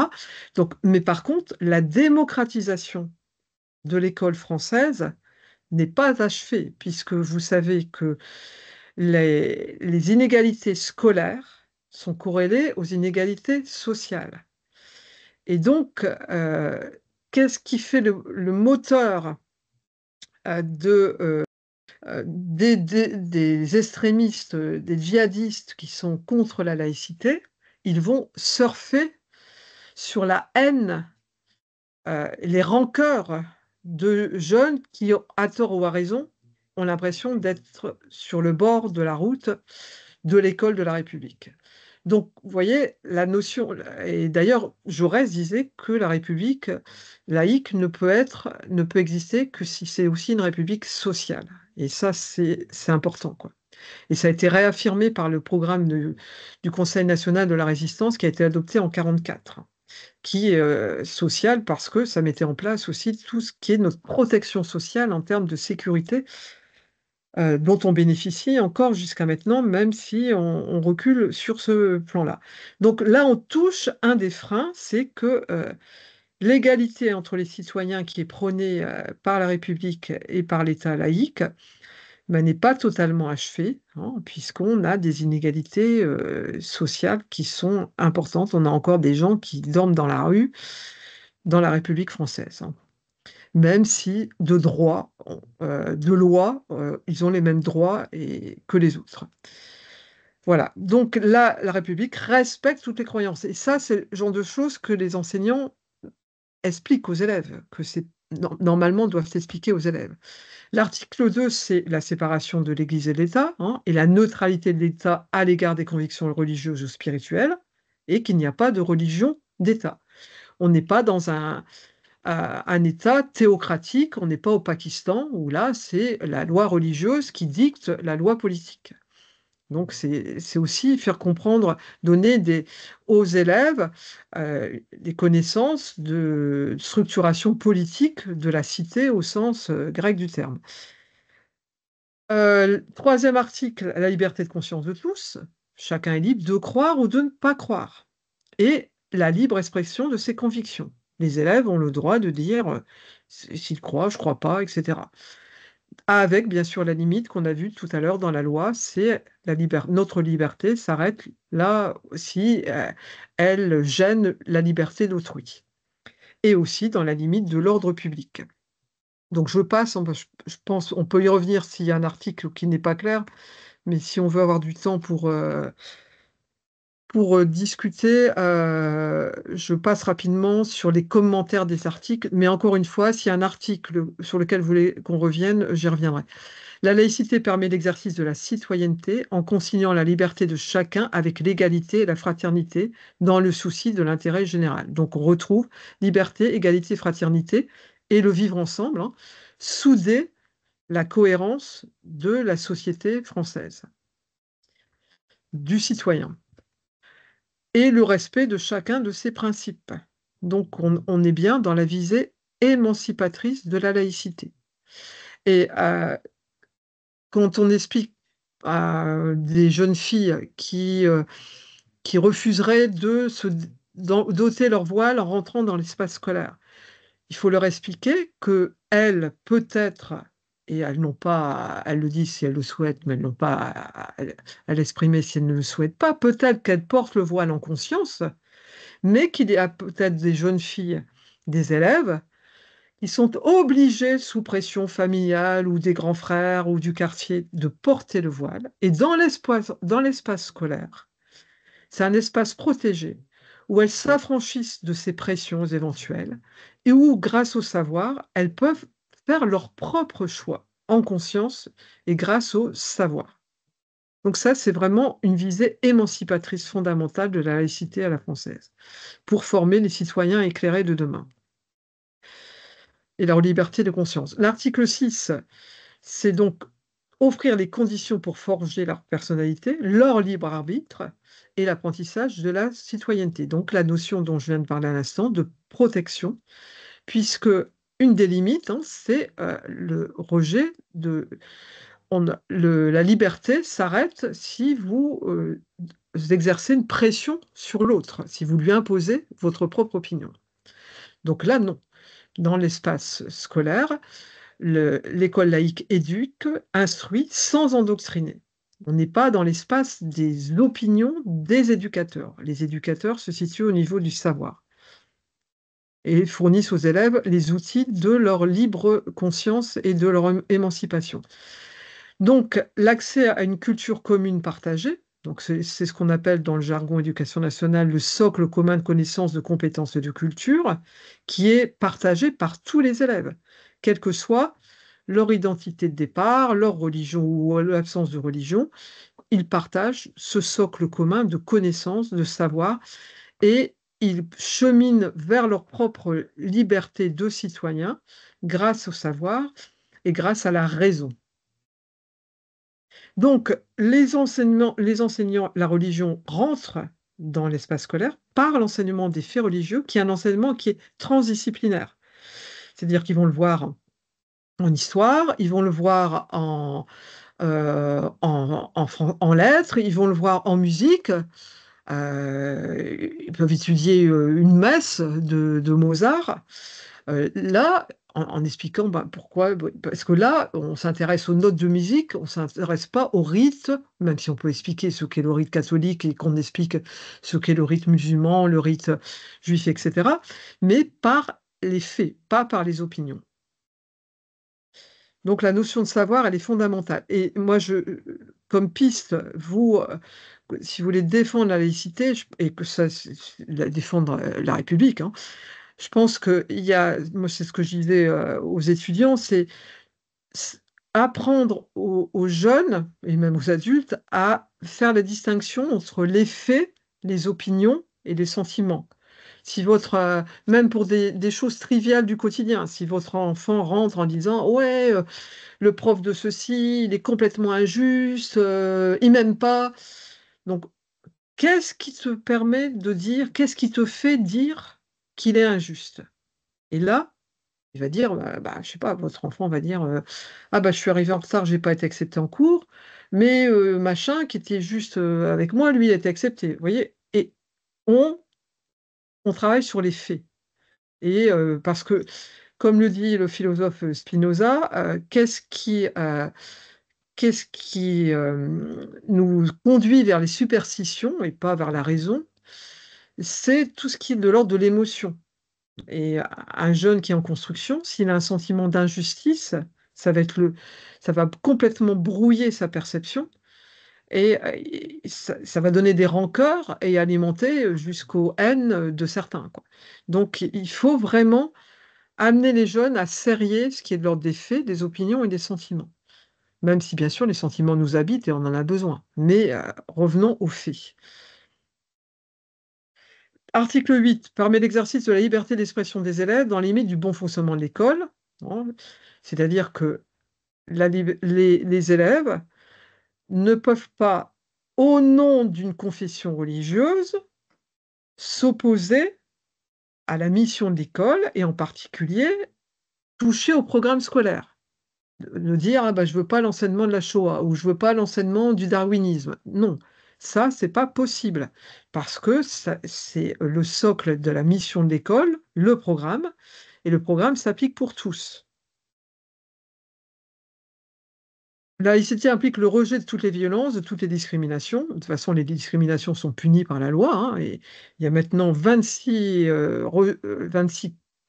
possibilités d'interpeller le législateur en se sentant discriminé, hein.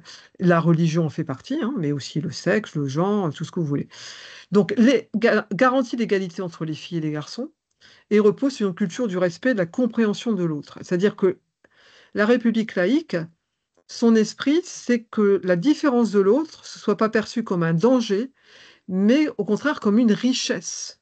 Et que les élèves qui sont côte à côte dans l'espace scolaire découvrent, sortent de leur petite sphère familiale et découvrent la richesse du monde et la richesse de la différence de l'autre. L'article 10, c'est transmettre aux élèves le sens, tout le monde, quelle que soit la place dans l'établissement scolaire, et bien sûr la laïcité, mais aussi les autres fondamentaux de la République. Et donc la charte doit être connue des parents d'élèves, hein. C'est une injonction institutionnelle forte, normalement, mais pas simplement une signature sur le coin du bureau au moment d'inscription. Et justement, elle peut être ressortie, la charte, ou reconvoquée quand il y a une incompréhension sur une situation scolaire avec des parents d'élèves, hein.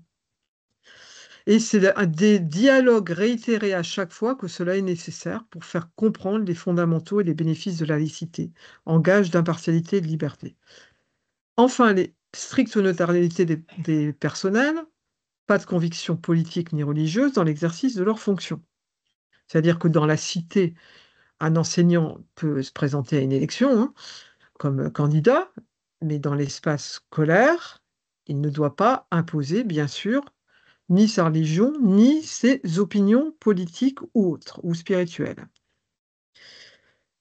dans le respect de la conviction d'autrui. Les enseignements sont laïques pour permettre justement d'appréhender toute la richesse des visions du monde et l'étendue des savoirs. Et ça n'exclut aucun sujet scientifique et pédagogique. Pourquoi cet article 12? Payon a mis cet article 12 parce qu'il y avait des remontées d'incidents dans les établissements scolaires où, au nom d'une religion, certains élèves refusaient de suivre un cours, ou au nom d'une conviction politique, ils contestaient un enseignant, et surtout une question au programme.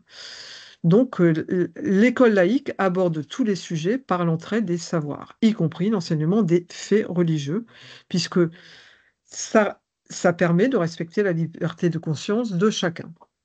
Et les faits religieux qui sont pas assez, ça les travaux scientifiques là-dessus le montrent, c'est que ça devrait être plus développé justement pour lever les incompréhensions et les méconnaissances concernant la religion ou l'absence de religion de l'autre. Donc, un élève ne peut pas contester à un enseignant le droit de traiter une question du programme, parce que c'est le programme, il s'impose à tous. Nul ne peut se prévaloir de son appartenance religieuse pour refuser de se conformer aux règles applicables dans l'école de la République, hein, puisque là aussi, hein, c'est un rappel strictement de la loi, hein. Et enfin, l'avant-dernier article, dans les établissements scolaires, les règles de vie des différents espaces sont respectueuses de la laïcité. Donc pas la loi de 2000, le port de signe ostensiblement, c'est la loi de 2004 qui s'impose, hein. On enlève son voile, on enlève sa kippa, on enlève sa grande croix avant de rentrer dans l'espace scolaire. Les élèves contribuent à faire vivre la laïcité au sein de leur établissement, c'est-à-dire qu'ils peuvent être acteurs par le biais de projets, etc. Mais je pense que faut pas que ce soit un peu comme la commémoration du 9 décembre 1905. Faut pas se dédouaner en faisant une petite action ou faisant faire avec les délégués des élèves un projet, si au quotidien, la laïcité n'est pas respectée ou est bafouée dans le quotidien scolaire. Il faut vraiment qu'elle soit appréhendée au quotidien, dans tous les espaces, dans les cours, et dans les temps hors scolaire, dans l'établissement. Faire respecter le principe de laïcité à l'école, c'est bien sûr un enjeu de société, hein, puisque c'est le fondement de notre société et l'esprit de notre République, hein. Donc, et ça permet de lutter contre le prosélytisme. Et la loi de 2019, je pense que je pense ne pas dire de bêtises, je pense que c'est Blanquer, qui a renforcé la lutte contre le prosélytisme, hein, pour protéger la liberté de conscience des élèves, pour leur permettre justement de construire leur propre esprit critique et de devenir des citoyens libres. Donc cette vocation émancipatrice, qui défend le sens critique, ça ne s'applique pas qu'aux religions, hein, ça s'applique aussi de tout joug, de toute pression, en particulier tout ce qui est véhiculé par les réseaux sociaux, hein, qui occupe beaucoup les jeunes. Et donc là, par exemple, à la Bibliothèque nationale de France, on trouve cette affiche, hein, qui promouvait au niveau des jeunes de ne pas être comment dire, les serviteurs des marques commerciales hein, et que tout le monde doit avoir telle marque de chaussures ou telle marque de survêtement. Donc, l'école a franchi le jeune. Alors, il y a deux enseignements privilégiés là-dessus, même si tous les enseignants sont concernés au travers de leur propre discipline, mais il y a l'éducation aux médias et l'information qui est important, hein, pour que les jeunes puissent, quand ils vont sur les réseaux ou sur la toile, même sur Internet, pour faire un... Moi, je vois même des étudiants à l'université, parfois, ils vont chercher ils font des copier-coller sur Internet sans voir quelle est la source. Et s'ils font un travail sur Rimbaud, entre le passionné de Rimbaud, mais qui n'a pas travaillé scientifiquement Rimbaud, et le professeur de la Sorbonne spécialiste de Rimbaud, c'est pas tout à fait la même source et la même qualité du savoir qui est transmis sur la toile. Donc, apprendre à décoder tout ça, apprendre à citer ses sources, à ne pas piager, faire des plagiats, etc., c'est important. Donc, l'enseignement, l'éducation aux médias à l'information, mais également l'enseignement moral et civique, qui a remplacé, hein, l'instruction morale d'autrefois. Donc, réhabiliter les faits et les distinguer des opinions et des sentiments. Vous voyez, j'insiste lourdement là-dessus parce que c'est un des nœuds de l'éducation, quel que soit notre rôle, hein, que ce soit en tant que parent, mais aussi en tant qu'éducateur. Donc, la religion, contrairement à l'idée reçue qu'on a vue au départ que la laïcité est anti-religieuse, c'est faux puisqu'elle entre par l'enseignement du fait religieux. Donc l'école se situe sur le plan de la connaissance et n'inculque ni savoir ni opinion. C'est l'élève qui se construit sa propre opinion. Alors, qu'est-ce qui fait la raison, qu'est-ce que la différence entre une connaissance et une croyance? C'est que la connaissance, elle s'appuie sur la raison et qu'on peut la vérifier par l'expérience. Tandis que les croyances, il n'y a aucune preuve. Mais bien sûr, chacun, enfin les croyants, s'approprient les croyances parce que ça donne un sens à leur propre vie. Mais ça, c'est un choix individuel, spirituel individuel. L'école, elle, est sur le plan de la connaissance et des savoirs. Donc l'enseignement des faits religieux, on l'a vu, dans le socle commun, ça donne des clés de lecture, hein, ça peut être une source littéraire, ça peut être un tableau, une architecture, etc. Donc quelques cas concrets pour terminer. Les prières de rue, est-ce que les prières de rue sont illégales? Est-ce que la loi punit les prières de rue? Si on réfléchit, la liberté de conscience est garantie par les lois que l'on vient d'éplucher. Donc, là, on a le droit de prier dans la rue. Mais une prière de rue, c'est un rassemblement sur la voie publique. Et tout rassemblement sur la voie publique est régi par des règles. On a la liberté de manifester, mais comme il y a des enjeux de sécurité et de respect des autres non-manifestants, il y a une déclaration préalable en préfecture. C'est la loi qui l'impose. Et que cette manifestation soit d'ordre religieux ou non. Des manifestants, des grévistes, quelle que soit leur nature, déposent le trajet de la manifestation en préfecture.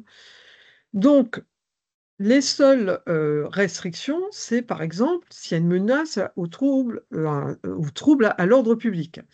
Ou par exemple, si chaque vendredi, on obstrue une rue passante, une rue de circulation, sans autorisation préalable, là, on peut interdire cette prière de rue-là. Même s'il peut y avoir des exceptions, si c'est par exemple des fêtes musulmanes et qu'il n'y a pas suffisamment de place dans les mosquées, les, les, le maire va accepter ces débordements. Mais il ne faut pas que ce soit hebdomadaire et que ça empêche la circulation des autres habitants de la ville. Donc les prières de rue sont possibles. Le voile à l'université. Alors le voile à l'université, il est autorisé dans l'enseignement supérieur.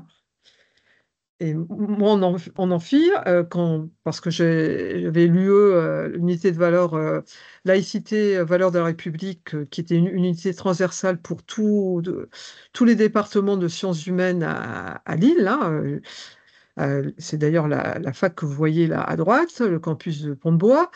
J'avais des étudiants voilés. Alors je leur demandais pourquoi vous êtes devant moi, vous n'enfreignez pas la loi en étant voilé, et pourquoi dans le lycée voisin, ce serait ce serait une interdiction punie, enfin pas punie, mais si vous ne vous dévoilez pas, oui, il y aura une transgression, mais ce n'est pas possible dans le lycée voisin. Alors, il disait parce qu'on est majeur. Non, il y a des élèves majeurs dans les lycées pour lesquels la loi s'applique, qu'ils soient majeurs ou pas, c'est leur statut de lycéen qui prime.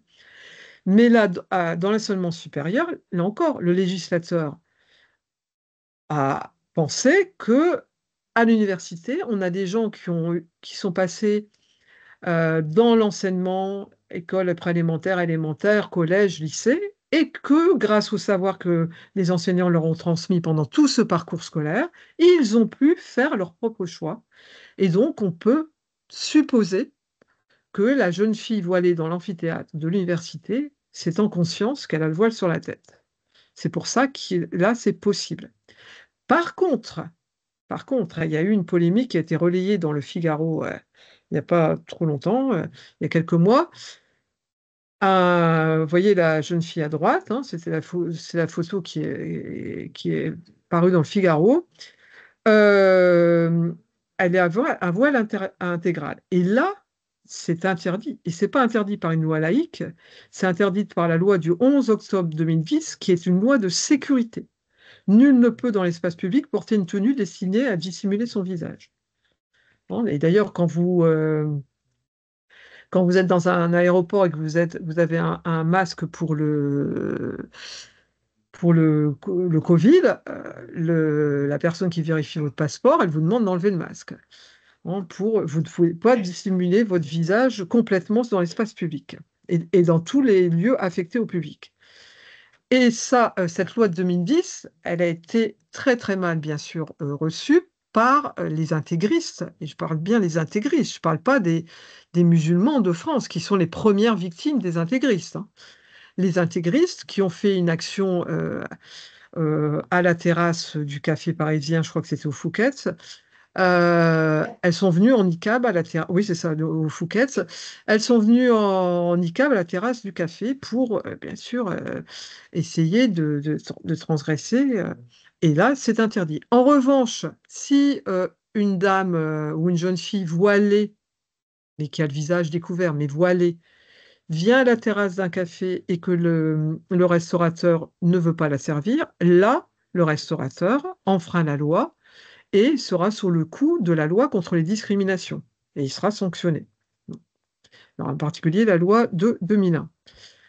Le autre cas qui a alimenté les polémiques dans les médias en particulier, ça ciblait la maire de Lille parce qu'elle avait, alors moi je ne suis pas allé voir les textes de jurisprudence, mais paraît-il, elle a été accusée à tort d'avoir mis en place des créneaux pour les femmes musulmanes, hein, alors que, non, d'après ce que Martine Aubry a dit ensuite, c'est que c'était en fait la demande émanait d'un centre social pour des femmes qui étaient atteintes d'obésité et qui voulaient avoir un lieu où elles se sentaient plus respectées et pouvoir faire du sport pour leur santé. Donc, créer des horaires sur des bases confessionnelles, c'est une transgression. Par exemple, en revanche, une demande de cours dans l'intention de promouvoir la pratique sportive bénéfique pour la santé, c'est ce que dit le législateur, sans référence religieuse, on peut avoir des créneaux. Donc, vous pouvez avoir des créneaux pour les bébés nageurs, par exemple. C'est réservé là pour une partie de la population. Et là, pareil, vous pouvez avoir le centre social qui réserve un créneau pour les femmes qui sont adhérentes à ce centre social. Par contre, pour des femmes qui viendraient en burkini dans la piscine, ce serait doublement interdit, d'une part parce que ce serait sur des bases confessionnelles, et d'autre part, pour des raisons d'hygiène, le burkini ne serait pas permis dans la piscine. Et le fameux burkini, donc, qui avait alimenté l'été 2016 la polémique, je ne sais pas si vous vous souvenez, mais il y avait d'un côté le maire de Nice, il y avait une dame et ses deux enfants qui étaient sur la plage. Et ça avait des gens, c'était plein au niveau du maire de Nice qui avait prononcé un arrêté interdisant le burkini sur sa plage.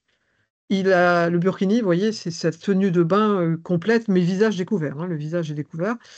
Il a été retoqué par le Conseil d'État, puisque cette dame ne faisait ni prosélytisme, c'est-à-dire elle ne troublait pas l'ordre public. Elle n'allait pas agresser les dames qui étaient en bikini à côté d'elle. Donc, elles ont été retoquées. Par contre, je vous le disais tout à l'heure, le juge a tranché et a donné raison au maire de Cisco en Corse, parce que là, il y avait eu une rivalité entre bandes rivales et ça a été une atteinte à l'ordre public. Et là, il a pu prononcer cet arrêté. Les crèches dans les mairies, ça aussi, ça revient de façon récurrente. Donc, on a vu tout à l'heure, loi 1905, aucun signe religieux dans les bâtiments publics. La mairie, c'est un bâtiment public. Donc, ce n'est pas conforme au principe de neutralité. Donc, là, c'est un choix politique, parce que c'est à Béziers, et le maire de Béziers appartient au Rassemblement national, et donc c'était une volonté politique, de polémique et d'affichage politique. C'est interdit. Par contre, il y a certaines communes, je pense que c'est en Vendée, qui ont une crèche qui est dans la mairie depuis des décennies et des décennies, qui fait partie du bâtiment. Vous voyez, c'est pas mis. Là, c'est une tradition locale. Donc là, le législateur a considéré que c'était une tradition locale culturelle et il pouvait être pérennisé. Donc, mais normalement, pas de signes religieux dans les espaces, dans les bâtiments publics. Les menus différenciés dans les cantines scolaires. Alors, la cantine scolaire, c'est un service public facultatif et qui est proposé par la collectivité territoriale liée à l'établissement.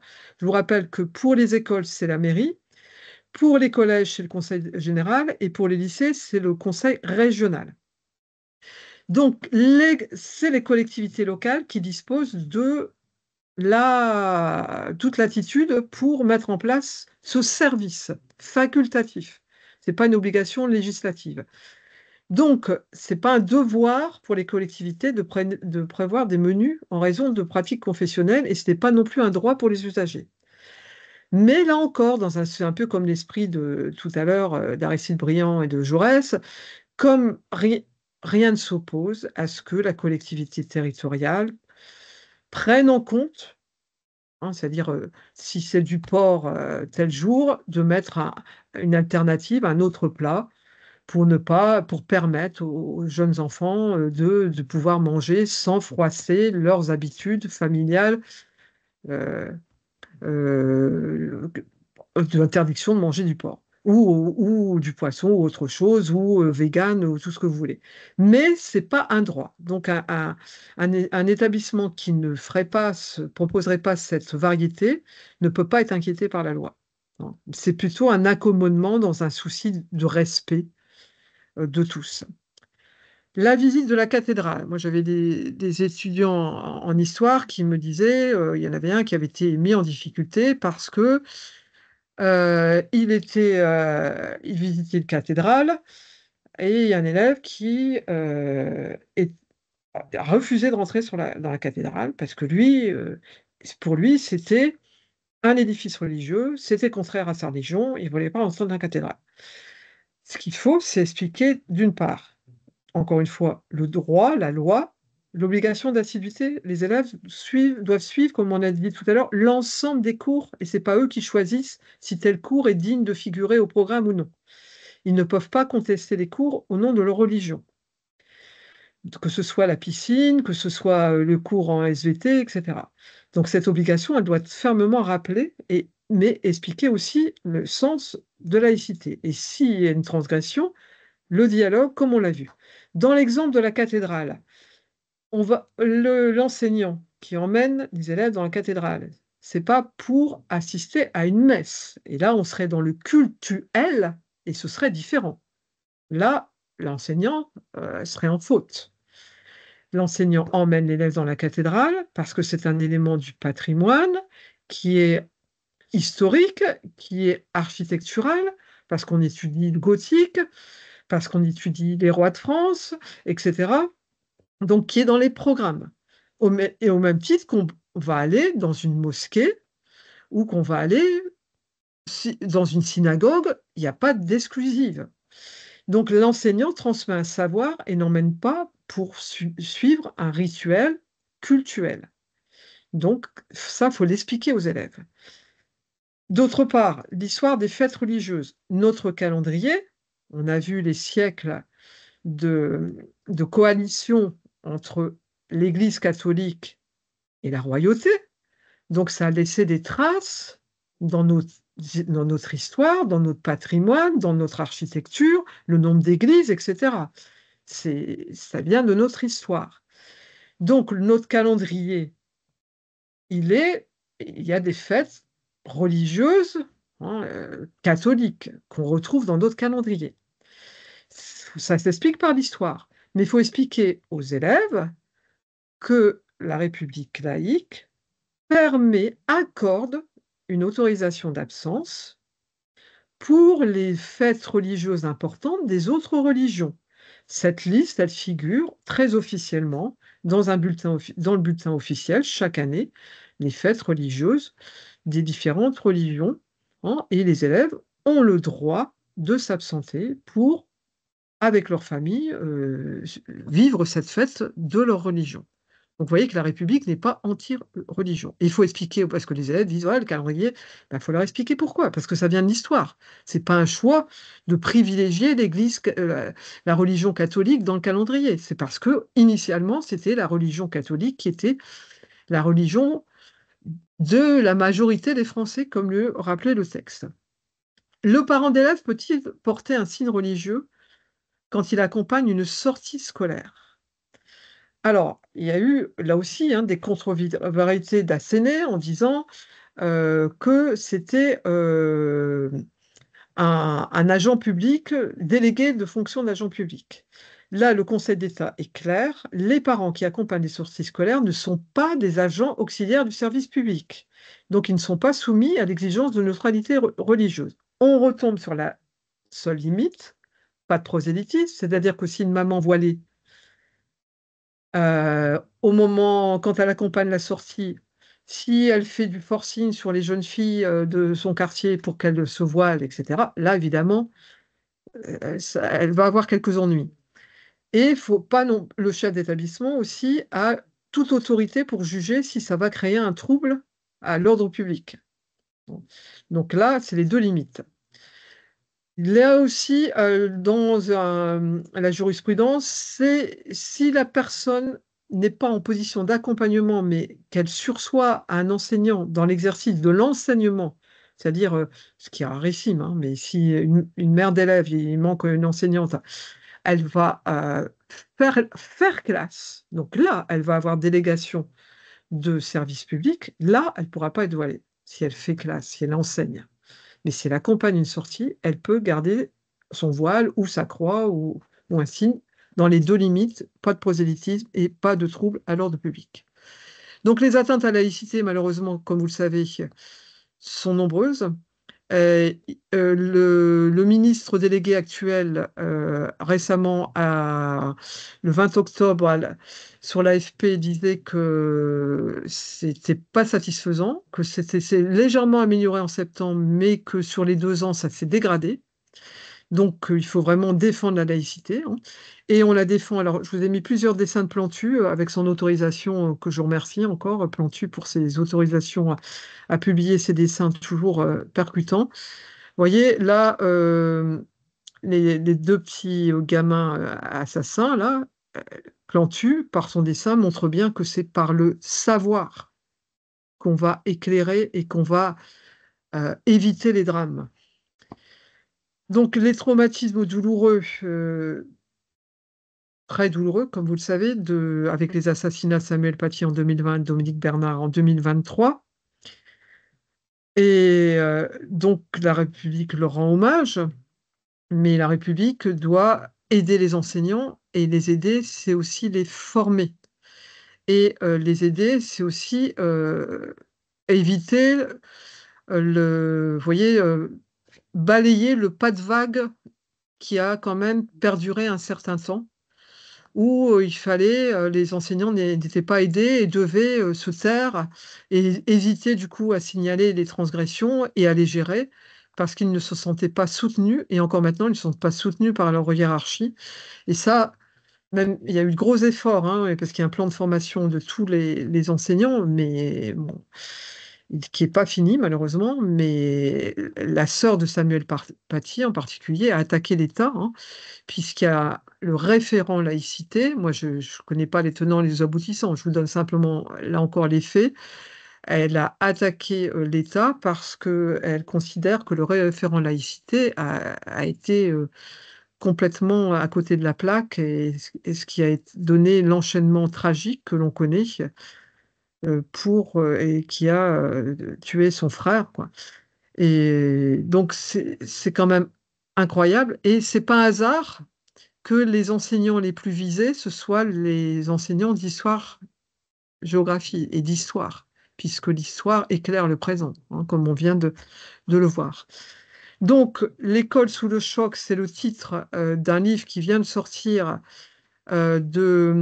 d'Ismaël Ferrat, mon collègue qui est au même labo, le CRES d'Artois, et qui vient de partir à Nanterre maintenant.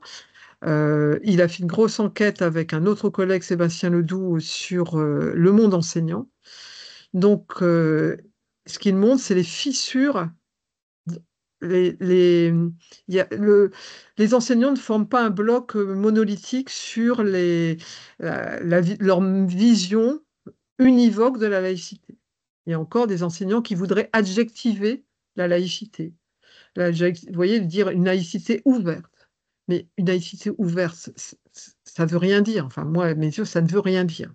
Donc, il y a vraiment, encore une fois, un enjeu de formation des enseignants, de la communauté éducative, pour, d'une part, les aider à dépasser les émotions légitimes après ce qui s'est passé, et les enseignants se disent pourquoi pas moi. Et donc certains, ce qui est dramatique, c'est que du coup, et je leur jette absolument pas la pierre parce que je sais à quel point c'est compliqué.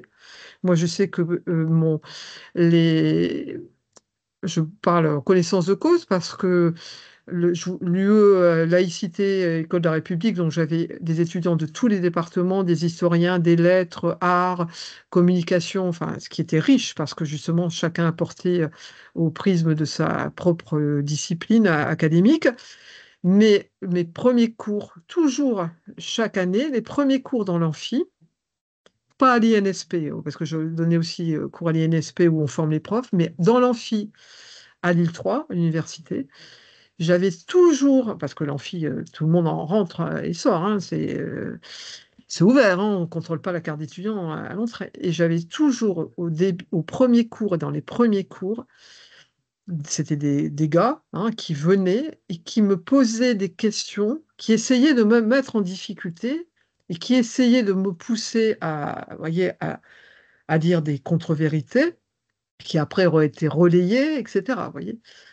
Et donc, il faut toujours être vigilant parce que on n'est pas dans la même sphère avec ce genre de personnages qui sont des ennemis, hein, de la République et de la laïcité. Donc les fissures sont vraies. Ce que note Ismaël et son collègue aussi, c'est la forte défiance vis-à-vis de la hiérarchie. Vous savez, il y avait le hashtag pas de vague.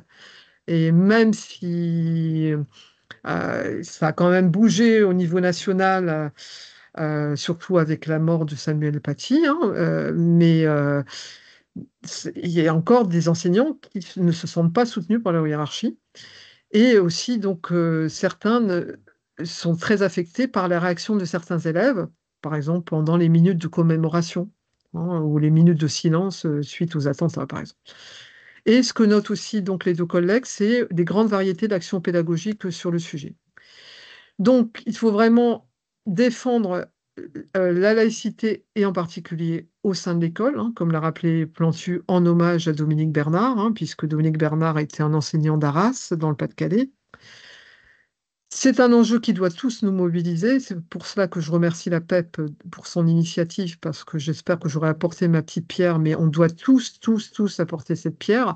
Plantu le fait régulièrement, parce que vous voyez, ça, il y a des dessins du début de mars, mais il y en a d'octobre, où il montre, hein, par le dessin, grâce à son génie de dessinateur, euh, que la laïcité met toutes les religions sur le même plan, et qu'elle protège, que la République protège, hein, donc défi à relever pour chacun, puisque, comme le disait Jaurès, on a entre vos mains, vous parents, enfin nous parents et les éducateurs, l'intelligence et l'âme des enfants. Et je voulais finir parce que j'ai fait une belle rencontre le 30 octobre au Louvre-Lens, lors d'une très belle exposition qui s'appelle Exil, regard d'artiste, très très belle exposition temporaire au Louvre-Lens. Et il y avait ce jeune garçon, Isaac, qui est, qui a été attiré par ces deux esquisses, enfin cette esquisse, je vous montrerai l'autre après, juste après, de Bernard Pagès, qui sont de 1998, le cinquantenaire de la Déclaration universelle des droits de l'homme. Ah, excusez-moi, j'ai mis un S à universel, j'enlèverai.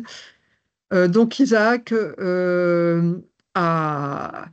J'ai demandé l'autorisation à sa famille parce que je l'ai pris en photo parce qu'il réagissait. C'était une belle image de ce petit garçon qui, d'une part, grâce à sa famille, hein, vous voyez le rôle des parents, il était là avec sa mamie et ses frères, grâce à sa famille, s'émancipe par l'art, par la culture, par les musées, par la richesse de la rencontre de l'autre, par l'altérité. Et j'ai trouvé ça, je voulais finir par là, et je remercie donc sa famille pour l'autorisation, parce que je trouve que c'est un beau symbole, une belle image.